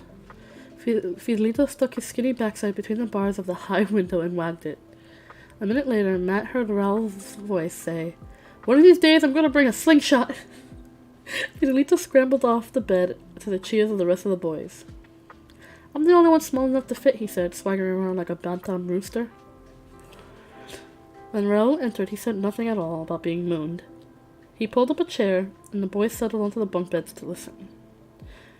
The title of his talk was, "Why Individualism is Like a Five-Legged Horse." Raul explained that things went smoothly only when people worked together. They decided on a goal and then helped one another to achieve it. What would happen, the keeper asked all the boys, if you were rowing a boat and half of you wanted to go one way and the other half another? He waited expectantly, and after a while someone put his hand up and said, "We'd all go in circles." "Very good," said Raoul, beaming at his audience. "We all have to paddle together to reach the shore." "What if we don't want to reach the shore?" said Cha-Cha. "A very good question," said the keeper. "Can anyone tell us what would happen if we stayed out on the boat for days and days?" He waited. "We'd starve to death," a boy said. Excuse me. "And there's your answer, Cha-Cha," said Raoul. "We all starve to death. That brings me to the problem of the five-legged horse. A horse runs very well on 4 legs. That's what he's made for. Suppose he grew a 5th leg that only wanted to please itself. The other 4 legs would be running and running, but the 5th leg, which we call individualism, will want to walk slowly and enjoy a beautiful meadow, or it might want to take a nap. Then the poor animal will fall over." Excuse me. Where was I? I forgot where I was. Oh no! The other 4 legs would be running, but the 5th leg, which we'll call individualism, would want to walk slowly to enjoy a beautiful meadow, or it might want to take a nap. Then the poor animal will fall over. That's why we take that unhappy horse to a vet and have the 5th leg cut off. It may seem harsh, but we've all got to pull together in the new Atzlan, or we'll be winding up lying on the dirt. Does anyone have any questions? "Oh, hi, Wasabi. Excuse, thank you. I'm a little all over the place today. I'm so happy to see you, though. Good morning. I'm so happy to see you." Raoul waited a long time. Finally, Matt put up his hand and said, "Why don't you put a computer chip in the horse's brain? Then it wouldn't matter how many legs it had." A gasp went around the room. "Are you saying," the keeper stopped, as though he couldn't believe what he was hearing. "Are you suggesting we turn the horse into a zombie?" "I don't see much difference between that and sawing off the extra legs," said Matt. "What you're after is a horse that works hard and doesn't waste time looking at flowers." "Oh, this is great," Cha-Cha said, laughing. "But you don't see the difference?" Raoul was so outraged he could hardly speak. "We recite the 5 principles of good citizenship and the 4 attitudes leading to great mindfulness every time you want to eat," explained Matt. "You keep telling us that orderly production of resources is vital to the general good of the people. It's obvious we're supposed to follow the rules and not walk slowly through meadows. But the horses aren't as smart as people. It makes sense to program them with a computer chip." Matt thought this was a brilliant argument, and he could see why the keeper was so upset. El Patron would have seen the logic of it in an instant. "I can see we have our work cut out with you," said Raoul in a tight voice. "I can see we have a nasty little aristocrat who needs to be educated about the will of the people." Matt was amazed at the man's reaction. The keeper had asked for questions. In fact, he almost demanded them. "Well," said Raoul, brushing off his uniform as though he touched something dirty, "the sooner this nasty little aristocrat goes to the plankton factory, the better. That's all I can say." And he flounced out of the room. Instantly, all the boys crowded around Matt. "Wow, you showed him," they cried. "You mooned him even better than I did," said Fidelito, bouncing up and down on the bed. He didn't even make us recite the 5 principles of good citizenship and the 4 attitudes leading to right mindfulness," assaulted a boy. "Heck, I had you down as a wuss," he said, Cha-Cha. You got more nerve than a herd of bulls." "What? What did I do?" said Matt, completely bewildered. You only told him the keepers were trying to turn us into a bunch of crots." Later that night, Matt laid on a top bunk and went over the events of the day. I'm stumbling over my words terribly today. I'm so sorry. Excuse me. Late that night, Matt laid on a top bunk and went over the events of the day. He didn't know how much trouble he was in or what kind of revenge to expect. He didn't dislike Raoul. He only thought the man was an idiot. Woo! Oh, a cold breeze just blew through my window. It hit me right in the back. Oh, that was cold. Ooh, I should probably close. I'm gonna close my window real quick because that was chilly. It's quite chilly today. It's actually quite chilly today. Yeah. There we go.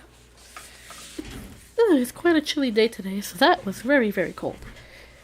Freezy breezy. It was freezy breezy, all right. It hit me right in the back. I was like, oh, Oh, that's chilly. Oh, that's quite chilly. Yes, it is. Oh, my. And I gotta go out on that later to do some laundry. Oh, I'm not looking forward to that at all. I'm not looking forward to that at all, but darn creator and him always ruining his lab coats, so I have to go out and do laundry. And our washing machine is broken. So, you know, that's fun. It's warm and I still need a fan at 12 a.m. That's summer for you in the upside down lands, I guess. That's summer. I feel that. I still prefer it cold though. I can't do hot weather. Blech. Blech. Alright. What was I doing? There we go. Let me get some more tea real quick. Okay. Matt realized he better walk carefully around people who took offense at mere words. What harm could words do? Tomlin loved a good argument, and more spirited the better. He said it was like doing push-ups in your brain. Matt felt his right foot under the scratchy wool blanket. This was his one weakness, and he despaired of keeping it hidden. Tomlin might have said there was no difference between humans and clones, but everything in Matt's experience argued against it. Humans hated clones. It was the natural order of things, and Raoul could use it to destroy him.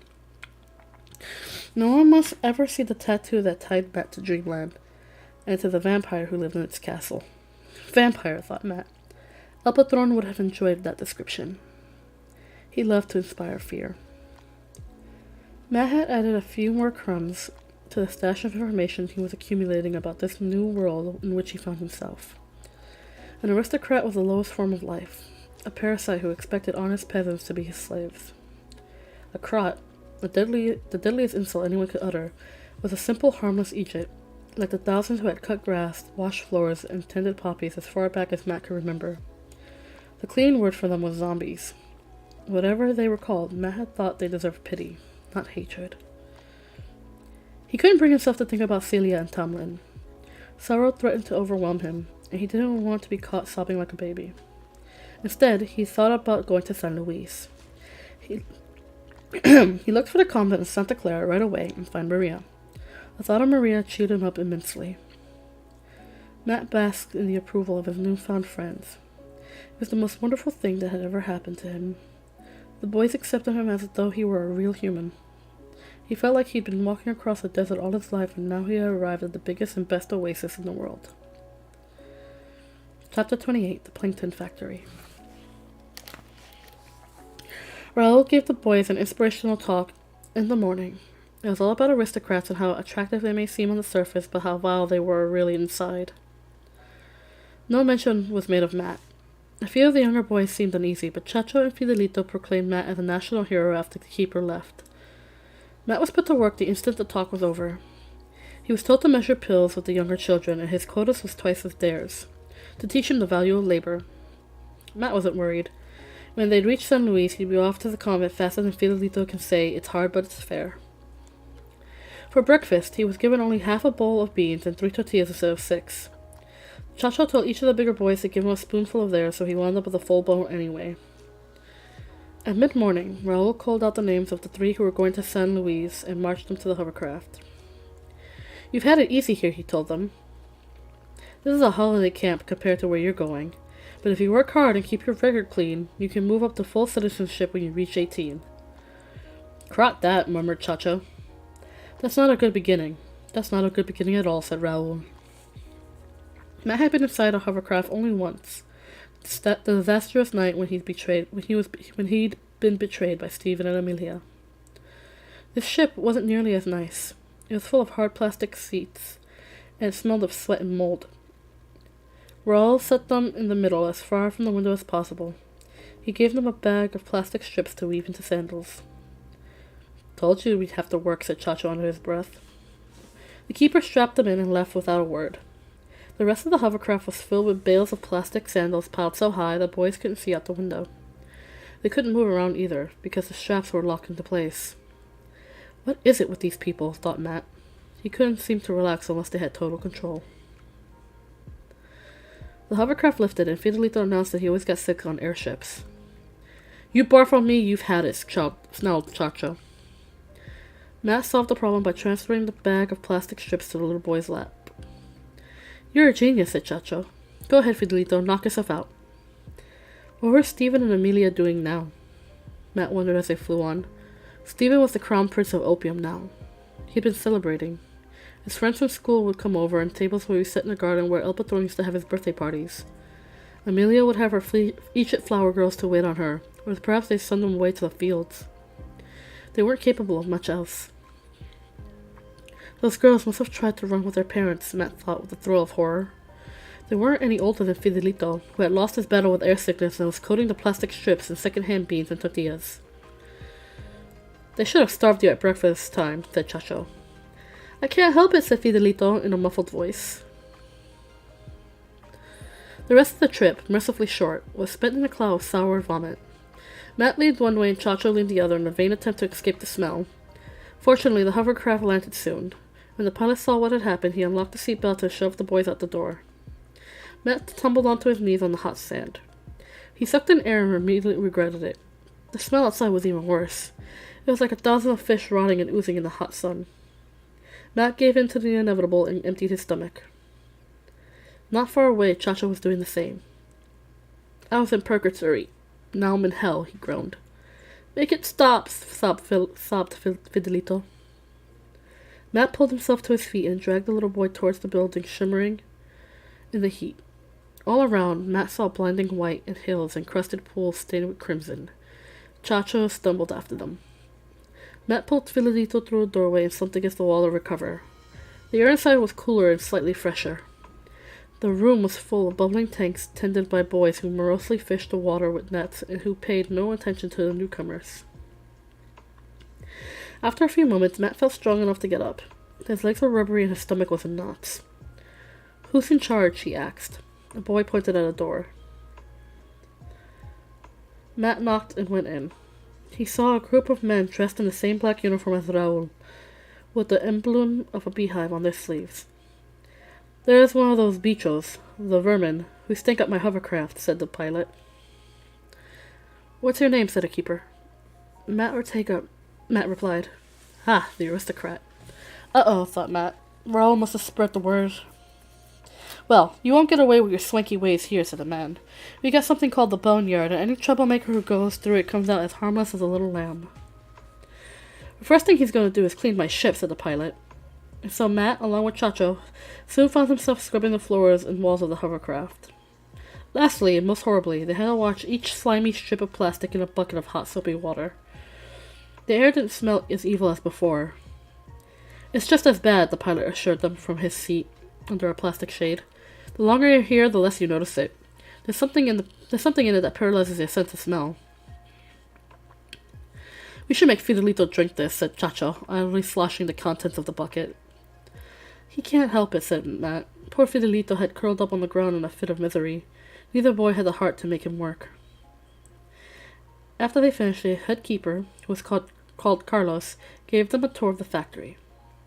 These are the brine tanks, he said. You take the stink bugs out of the tanks with this. He held up a net, and when the plankton's ripe, you harvest it. What's plankton? Matt ventured to ask. Plankton? Exclaimed Carlos, as though he had been waiting eagerly for that question. It's what a whale filters out of the sea to make a meal. It's the microscopic plants and animals that drift in the top layer of the water. You wouldn't think an enormous creature could live on something so tiny, but that's the astonishing truth. Plankton is the 8th wonder of the world. It's full of protein, vitamins, and roughage. It's got everything a whale needs to be happy, and everything people need too. The plankton we manufacture here is made into burgers, hot dogs, and burritos. Ground up fine, it takes the place of mother's milk. Carlos went on and on. It appears his life work was to make people love and appreciate plankton. He seemed blind to the bleak desert that surrounded them, now that he had gone outside. Matt saw high security fences in the distance, and his heart sank. The air was foul, the temperature broiling, and the humidity so high that his jumpsuit clung to his body like a second skin. This was the place he was supposed to inhabit until he turned 18. Where's San Luis? He asked. That's on a need-to-know basis, said Carlos. When we feel you need the information, that's when you get to know it. Don't get any ideas about going over the fence either. The top wire has enough power to spit you back like a melon seed. Here are the salt mountains. He indicated the white dunes. Matt had noticed before. The After we harvest the plankton, the brine is evaporated and the salt is processed for sale. These are the highest salt mountains in the world. People come from all over to admire them. What people, thought Matt, looking at the depressing landscape. A siren wailed. Time for the first lunch setting, said Carlos. He led him up to a dune. It was more solid than it looked. At the top was a picnic area with tables. Plastic flowers were planted around the edge, and the weather vane topped by a sprouting whale stood in the center. A slight breeze blew fine dusting of salt over Matt's skin. The lunch area was my idea, said Carlos, plopping himself onto a bench. I think it's raised everybody's morale.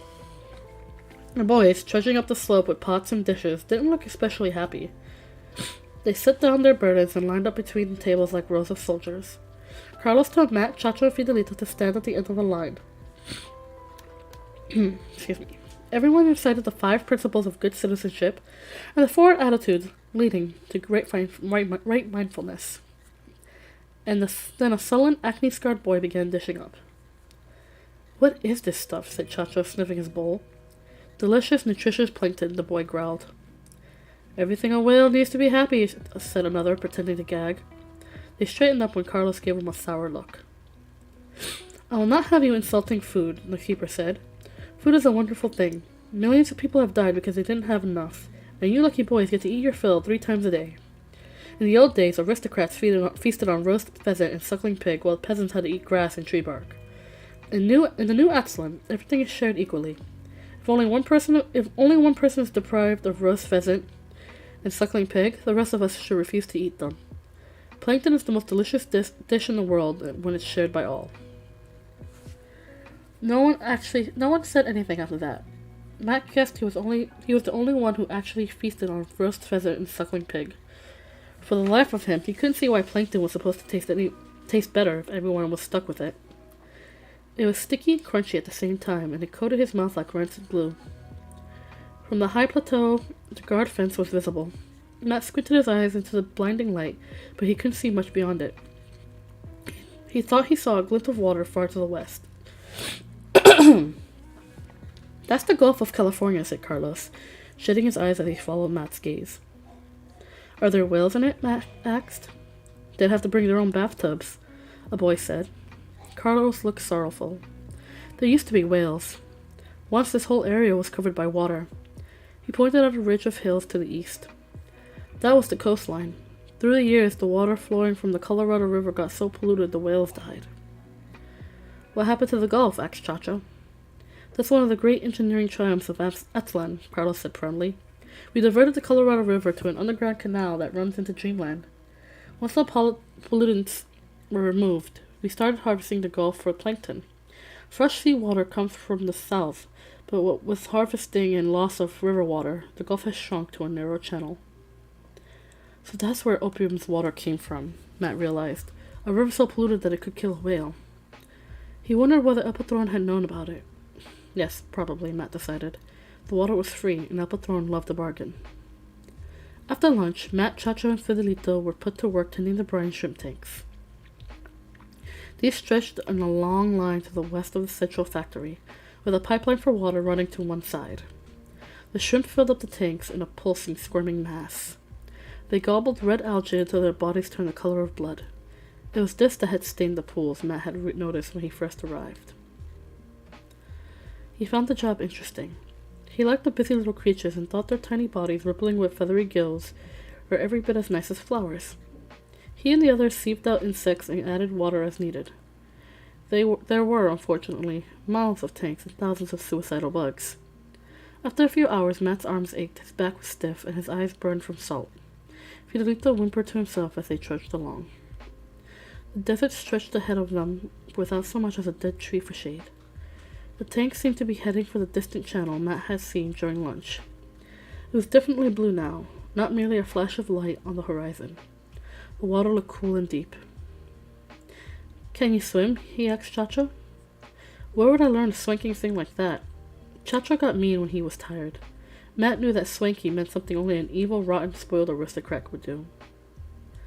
I know how to swim, announced Fidelito. Where'd a puny loser like you pick it up? In a shrimp tank? Snarled Chacho. Instead of getting angry, Fidelito treated the suggestion seriously. Matt had noticed that the little boy was amazingly good-natured. He might wet the bed and barf at the drop of a hat, but his goodwill more than made up for it. I am puny, aren't I? I could probably swim in these tanks. Yeah, and the shrimp will eat your weenie off. Fidelito cast a startled look at Chacho. Oh, he said. I didn't think of that. Where did you learn to swim? Matt asked to change the subject. Mi abuelita taught me in Yucatan. We lived on the seashore. Was it nice? Was it? Cried Fidelito. It was heaven. We had a little white house with a grass roof.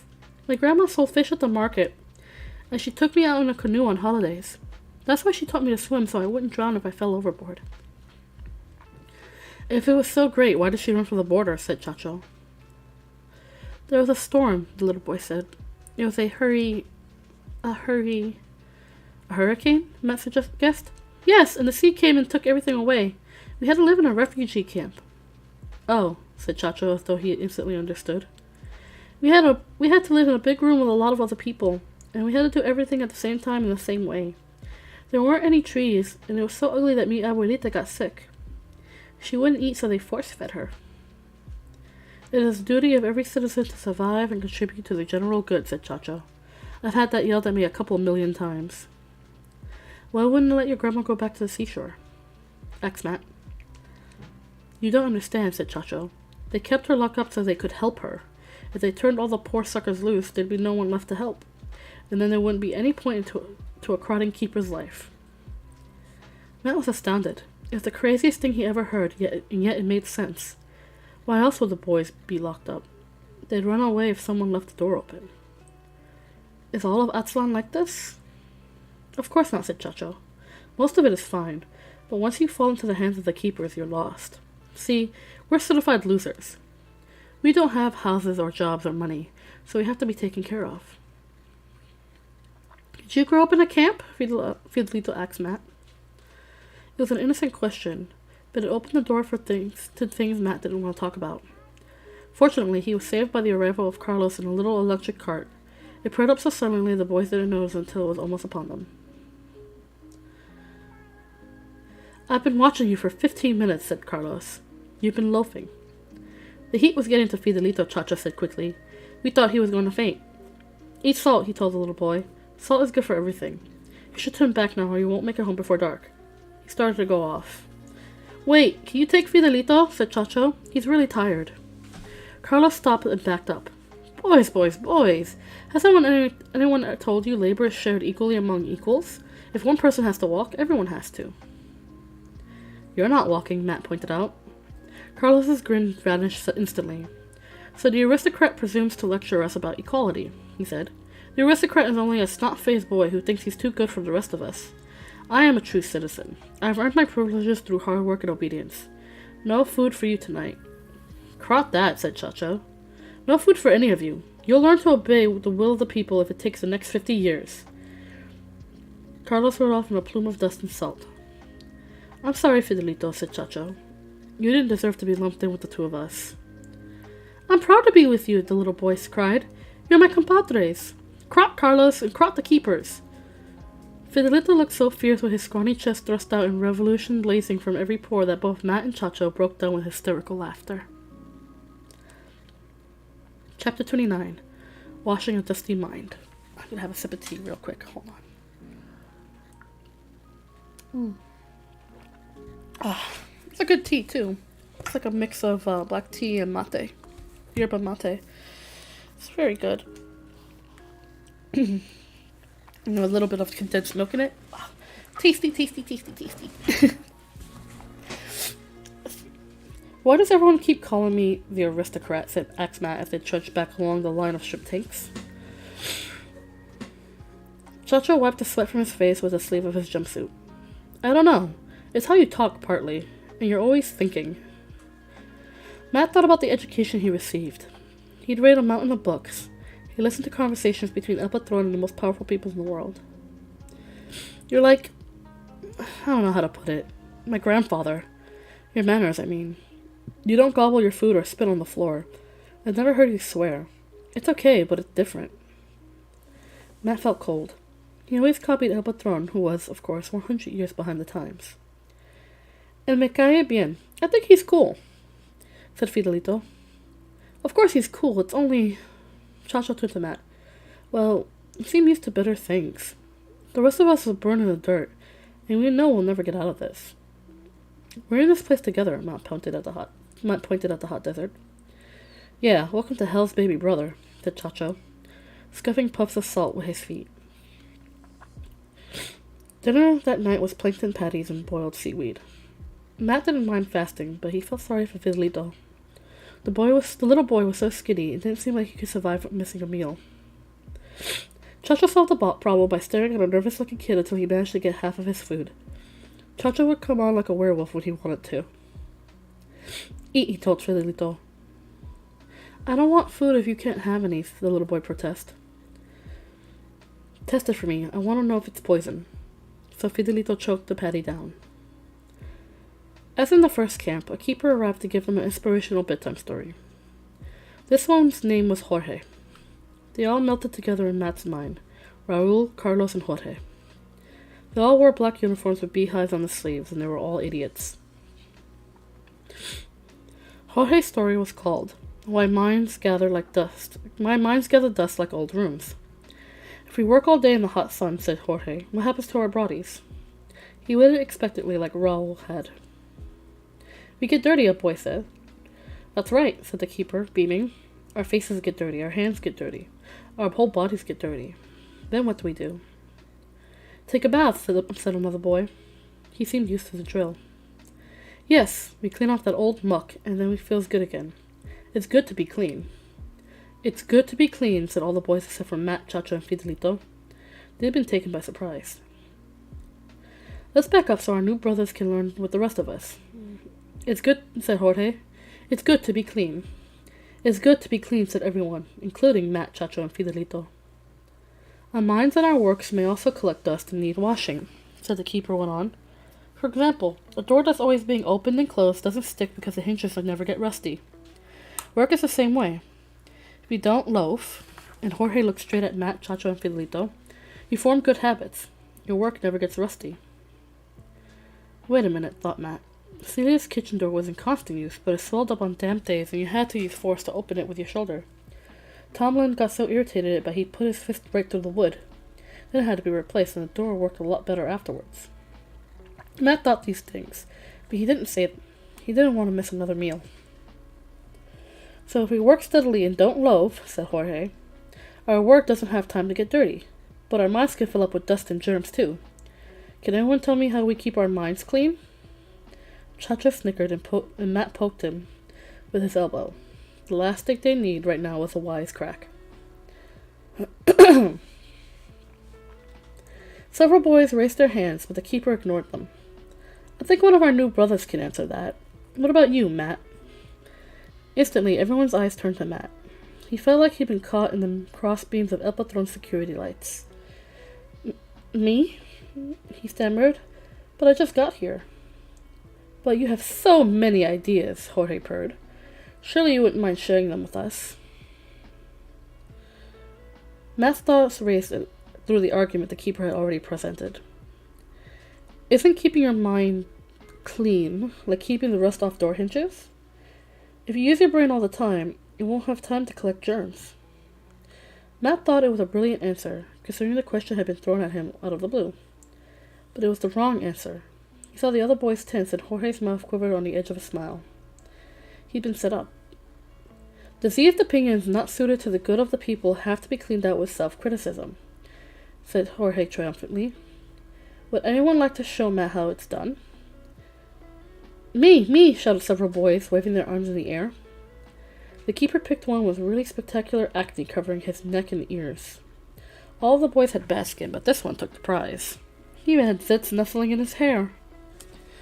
Okay, Tauntaun, you go first, said Jorge. Tauntaun had a face that looked like it had been slammed into a wall. You could see right up his nostrils, maybe. Matt thought, get a peek into his brain.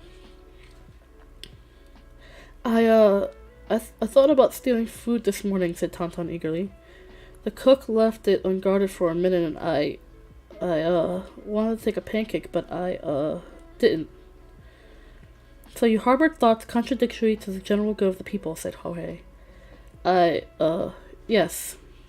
What punishment should a person have who harbors contradictory thoughts? What language were they talking? Wondered Matt. Each word seemed clear enough, but the meaning of the meaning of the whole slipped away. I ought to, have to recite the 5 principles of good citizenship and the 4 attitudes leading to right mindfulness twice before, getting food next time, said Tauntaun. Very good, cried Jorge. The keeper selected several more hands after that, and each boy confessed to weird things, like not folding his blanket correctly or using too much soap. The punishment all had to do with the chanting of the 5 principles of good citizenship and the 4 attitudes leading to right mindfulness, except for the case of one boy who admitted to taking a 3-hour siesta. Jorge frowned. That's serious. No breakfast for you, he said. The boy looked crestfallen. No more hands shot up. The keeper turned to Matt. The little new brother has been educated as to the meaning of self-criticism. Perhaps he'd like to share his personal shortcomings. He waited. Tauntaun and the other boys leaned forward. Well, said Jorge after a moment. I haven't done anything wrong, said Matt. A gasp of horror went around the room. Nothing wrong, said the keeper, his voice rising. Nothing wrong? What about wanting to put computer chips into the head of innocent horses? What about fouling the bag of plastic strips used for making sandals? What about inciting your brothers to loaf when you were supposed to be cleaning up the shrimp tanks? I fouled the plastic strips, squeaked Fidelito. He looked scared out of his wits, and Matt quickly said, It's not his fault. I gave him the bag. Now we're getting somewhere, Jorge said. But I puked, insisted the little boy. It's not your fault, brother, the keeper said. You were led astray by this aristocrat. Be quiet, he said with a hint of anger when Fidelito looked ready to take the blame again. The rest of you must help this aristocrat see the error of his ways. We do this because we love him and we want to welcome him to the hive. They all attacked him. Every single boy in the room except Chacho and Fidelito hurled an accusation at Matt. He talked like an aristocrat. He folded his blanket in a swanky way. He cleaned under his fingernails. He used words people couldn't understand. Everything Chacho had mentioned and more was thrown at Matt like balls of sticky mud. It wasn't the unfairness of the accusation that hurt him as much as the venom that lay behind them. Matt thought he'd been accepted. He thought at last he'd come to an oasis. Ugly and uncomfortable, but still an oasis, where he could feel welcomed. But it was all a sham. They knew what he was. They might not understand how appallingly different he was, but they all knew he didn't belong. They would keep hurling mud at him until he suffocated under its weight. He heard the boys go away. He heard Chacho swear as he was forced to climb into a bunk bed. Matt was left alone, curled up in the middle of the floor like the unnatural creature he was. And yet, inside from a place Matt didn't know existed, a host of voices rose. Here's a dirty little secret, Tomlin whispered in his ear. No one can tell the difference between a clone and a human. That's because there isn't any difference. The idea of clones being inferior is a filthy lie. Then Celia's arms were around him, and Matt could smell the cilantro leaves she chopped up when she was cooking. I love you, mi hijo, she said, hugging him. Never forget that. Next, El Patron put his gnarled old hands on Matt's head and said, How I scrambled for the coins the mayor threw me. How I rolled in the dirt like a pig. But I needed the money. I was so poor. I didn't have 2 pesos to rub together. You're just like I was at that age. Matt shivered. El Patron hadn't loved him, but the emotion the old man had given him was just as strong. The will to live, put out branches until he overshadowed the whole forest. Matt turned away from El Patron and saw, in his mind, Maria. Gosh, I've missed you, said Maria, giving him a kiss. I love you, said Matt. I love you too, Maria replied. I know that's a sin, and I'll probably go to hell for it. If I have a soul, I'll go with you, promised Matt. Matt rose from the floor and saw that the room had been darkened. Chacho and Fidelito were watching him from the top bunk near the ceiling. Someone was going to be sincerely sorry he put Fidelito on the top bunk. Chacho pointed at the door and made an extremely rude hand gesture. Fidelito lifted his nightshirt and mooned the missing Jorge. Matt had to swallow hard to keep the tears from rolling down his face. He wasn't alone after all. With friends like these, he would triumph, as El Patron had triumphed over poverty and death so long ago. Hi, Icy! Hello! I'm so glad to see you! How are you doing today, friend? How are you doing? I hope you're doing well. I hope you're doing well. Thank you for stopping by. Thank you for stopping by. I hope you're enjoying the story. I hope you're enjoying the story. Chapter 30. When the whale lost their legs. I'm gonna have another sip of tea before I start the chapter.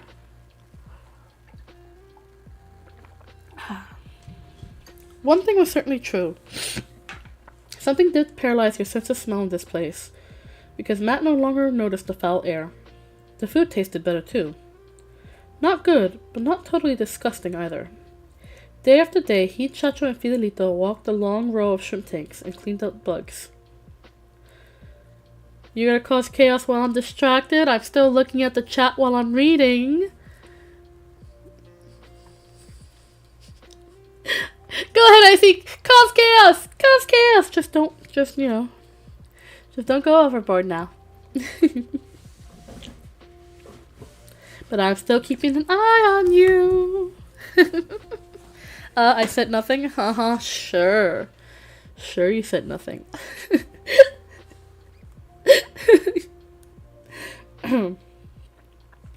Day after day, he, Chacho, and Fidelito walked the long row of shrimp tanks and cleaned out bugs. Every evening they trudged back to a meal of plankton burgers or plankton pasta or plankton burritos. Carlos never seemed to run out of ideas to do with the plankton. When the growing cycle was over, Tauntaun came out with a huge, slow-moving harvester. It groaned along like an arthritic dinosaur and dumped the contents of the tanks into its cavernous belly. Matt filled them again from a pipe running out of the Gulf of California. At the far west end of the shrimp farm, the boys could look through the fence and at the channel that had once been as wide as the sea. It was a deep blue with hordes of seagulls. Chacho balanced on the rim of a tank to get a better view. The lower part of the fence was safe to touch, although the top wire buzzed and popped with electricity. Fidelito stretched his arms through the mesh, as though he could touch the enticing blue if he only tried a little harder. Matt searched for weak places in the mesh. Escape was never far from his mind. "What's that?" asked Chacho, pointing north. Matt shaded his eyes. He saw something white peeping over a fold in the ground. "Doesn't look like trees," said Chacho. "Want to take a look?" The sun was beginning to lower in the west, but the lure of something new was too great to resist. "This is going to take a while. You wait here," Matt told Fidelito. He knew the little boy didn't have the strength for an extra walk. "You can't leave me. We're compadres," said Fidelito. You need you to guard our stuff," said Chacho. "If anyone tries to steal it, kick them where I showed you." Fidelito grinned and saluted like a midget commando. Matt and Chacho walked over a landscape even more desolate than the area near the saltworks. There, if it rained, a few stunted weeds struggled to the surface. Here there was nothing except white patches of salt. Seashells dotted the surface, evidence of the living sea that had once stretched from horizon to horizon. "Maybe it's only a salt bed," said Chacho. As they got closer, Matt saw odd shapes twisting up. Some were paddle-like, others were thin and curved. It was the strangest thing he'd ever seen. They came up to a slight rise and looked over the deep chasm. It was filled from side to side with bones. For a few moments, Chacho and Matt stood on the edge of the chasm and said nothing. Finally, Chacho murmured, "Somebody lost a heck of a lot of cattle down there." "Those aren't cattle," said Matt. The skulls were huge and the bones shaped like monster bird beaks. One rib alone was longer than a cow. Mixed in with them were the paddle-like bones, massive enough to make tables or even beds.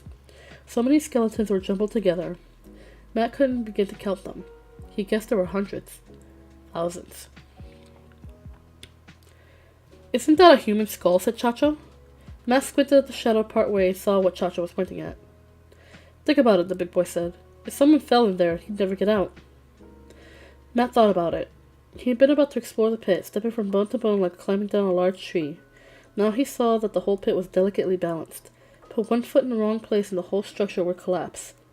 He clenched his teeth, sickened by what he'd almost done.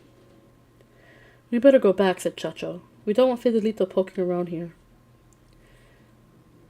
Fidelito had been entertaining himself by splashing his feet in a shrimp tank. He draped a net over his head for a sunshade. What was it? He called to Matt and Chacho. Matt described the bones, and to his surprise, the little boy recognized them. They're whales, said Fidelito. Eight of them beached themselves where I lived in Yucatan. They swam right up on the shore and couldn't get back. Excuse me. Mi abuelita said that it's because they used to walk on land and had forgotten that they didn't have legs anymore. Phew! Yuck! They smelled like Jorge's sneakers. The villagers had to bury them in sand. Fidelito tripped and warbled about rotting whales all the way back to the factory. Anything to do with his grandmother got him going. What could have lured all those whales to their death, thought Matt as they trudged along the line of shrimp tanks. Maybe the chasm was still full of water when the Gulf of California dried up. Maybe the whales decided to wait there until the rain came and the Gulf filled up again. Only it didn't fill up and the whale has lost their legs, so they couldn't even walk home anymore. Every night Jorge told a bedtime story, and afterwards invited the boys to confess sins. And every night the boys, led by Tauntaun, hurled accusations at Matt. It was meant to humiliate him, but the odd thing was that the attacks hurt less the longer they went on. Matt thought it was like listening to a barnyard full of turkeys. El Patron sometimes ordered dozens of the ridiculous birds when he was planning a party, and Matt liked to lean over the fence to watch them. Tomlin said turkeys were the stupidest birds in the world. If they were looking up when it rained, they'd drown. At any rate, turkeys went into wild-eyed, head-banging panic when a red-tailed hawk went over. Gobble, gobble, gobble, gobble, gobble, gobble, gobble, they shrieked, even though they weighed 5 times as much as a hawk and could have stomped it into the ground. That was what Matt heard when the boys trotted all over his crimes. Gobble, gobble, gobble, gobble, gobble. Jorge's eyes narrowed and his mouth tightened into a thin line when Matt refused to confess, but he said nothing. Chacho and Fidelito quickly learned the easiest way to avoid trouble was to give the keeper what they wanted. They confessed all sorts of creative sins, and Jorge was so pleased that he hardly ever punished them. Matt was especially tired this night after the walk to the whale pit. He mumbled his way through the 5 principles of good citizenship and the 4 attitudes leading to right mindfulness. Excuse me.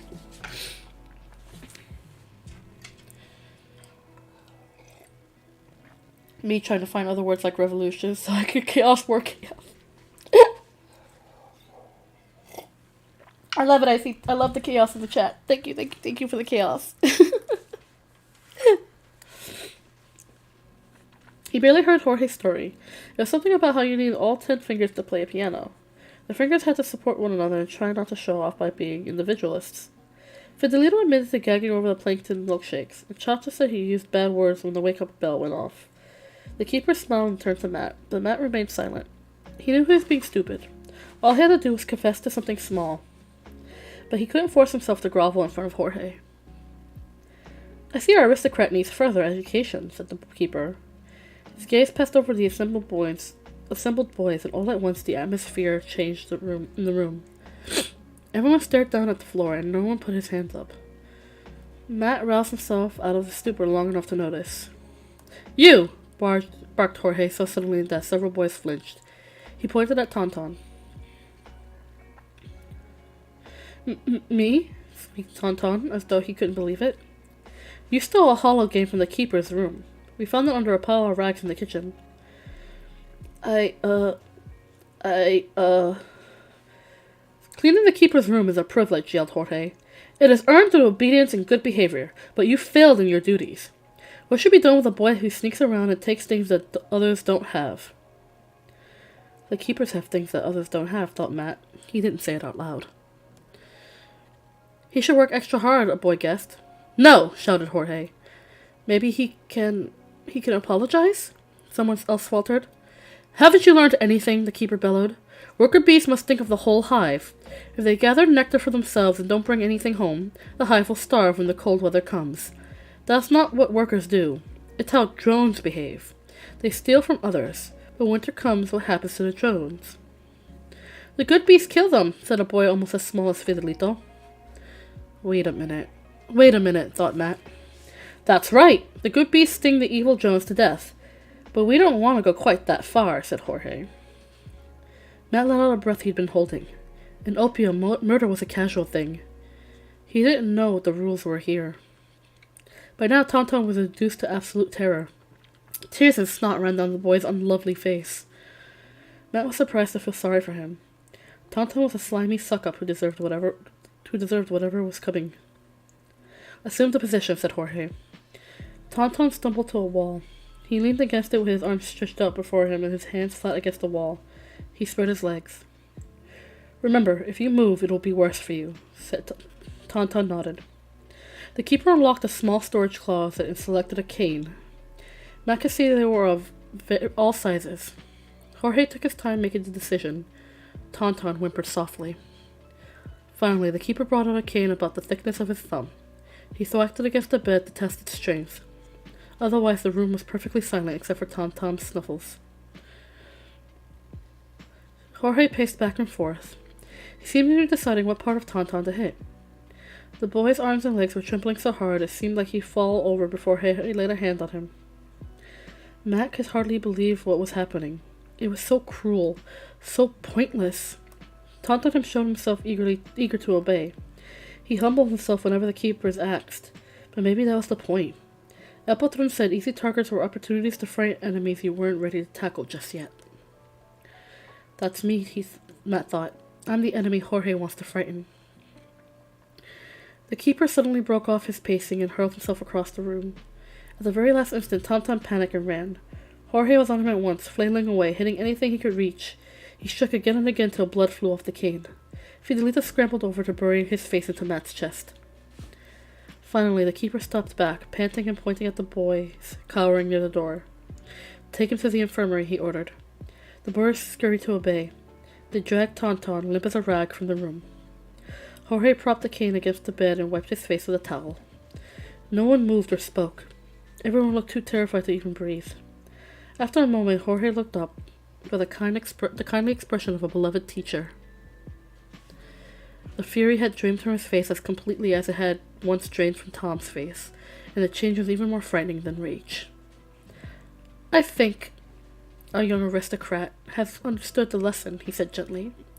Well, Matt, do you have any personal shortcomings you'd like to share? No, said Matt, pushing Fidelito out of harm's way. Everyone gasped. I beg your pardon?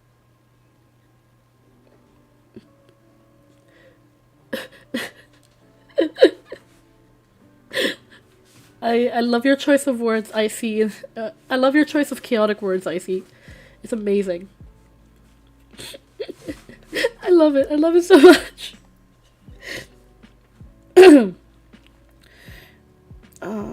I haven't done anything wrong, Matt. Matt understood the lesson all right. It was this. Even slavish obedience didn't protect you from punishment. I see, sighed the keeper. Then there's no help for it. Assume the opposition. I don't see how it makes any difference, said Matt.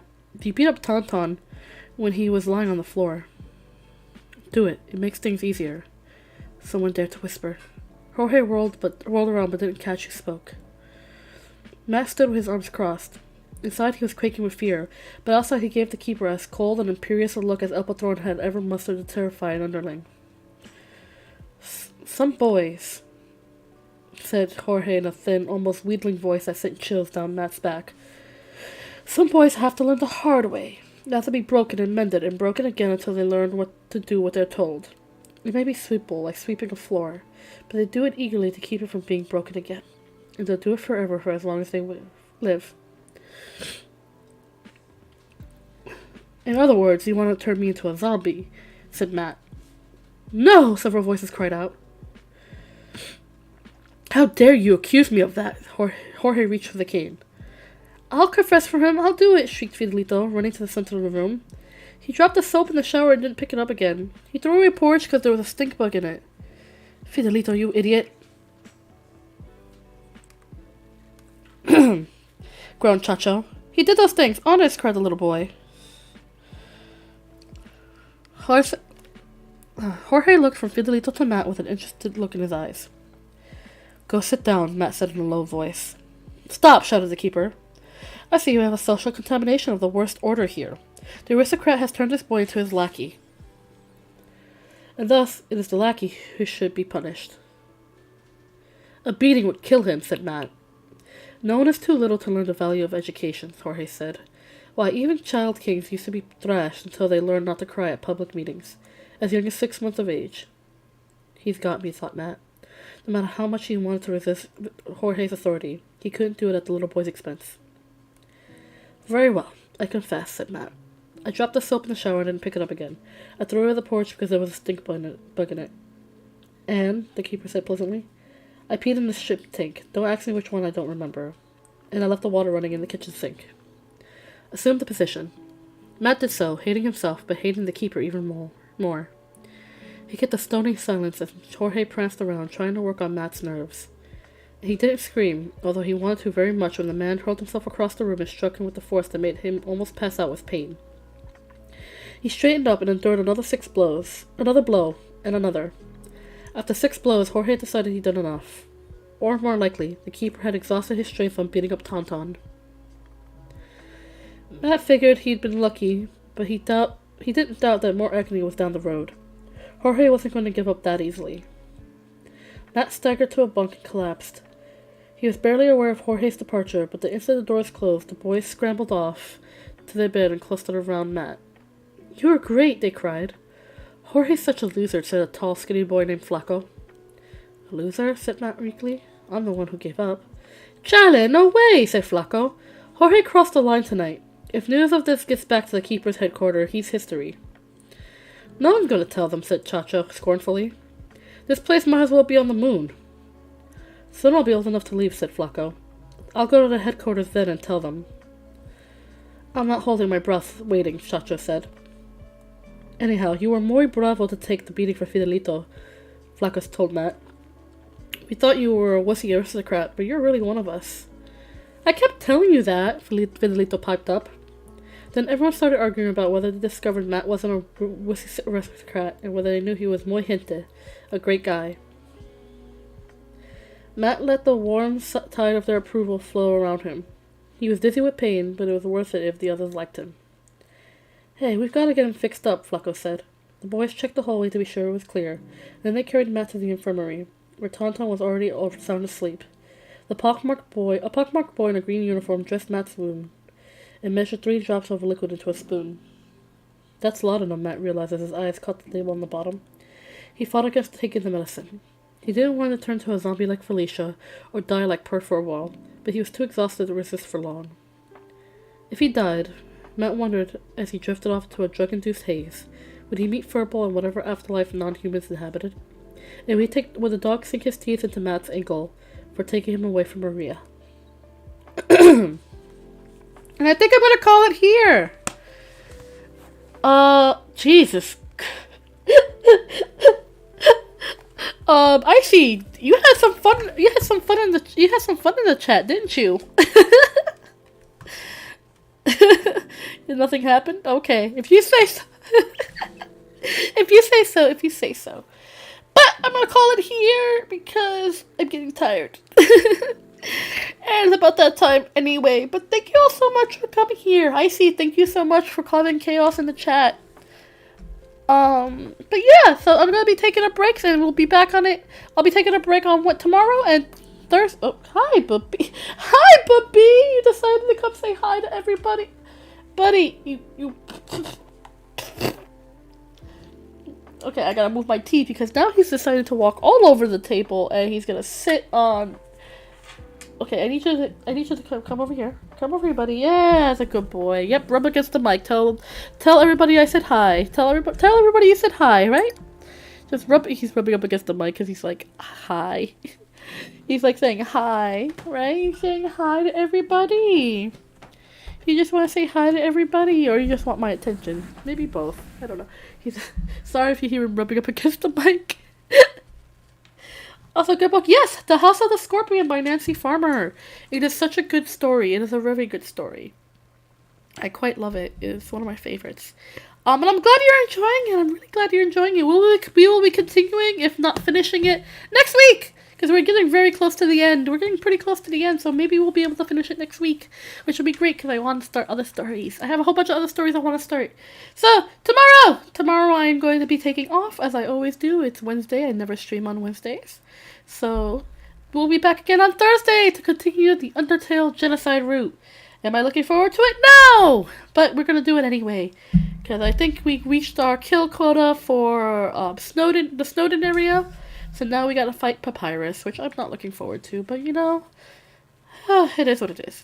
So, yes, so I will be seeing you guys on Thursday. I hope you all take good care of yourselves. I will miss all of you, as I always do whenever I take time off from the streams. But remember to hug your friends, tell someone you love them, and be a force for good in the world. Because goodness knows the world needs more goodness. What?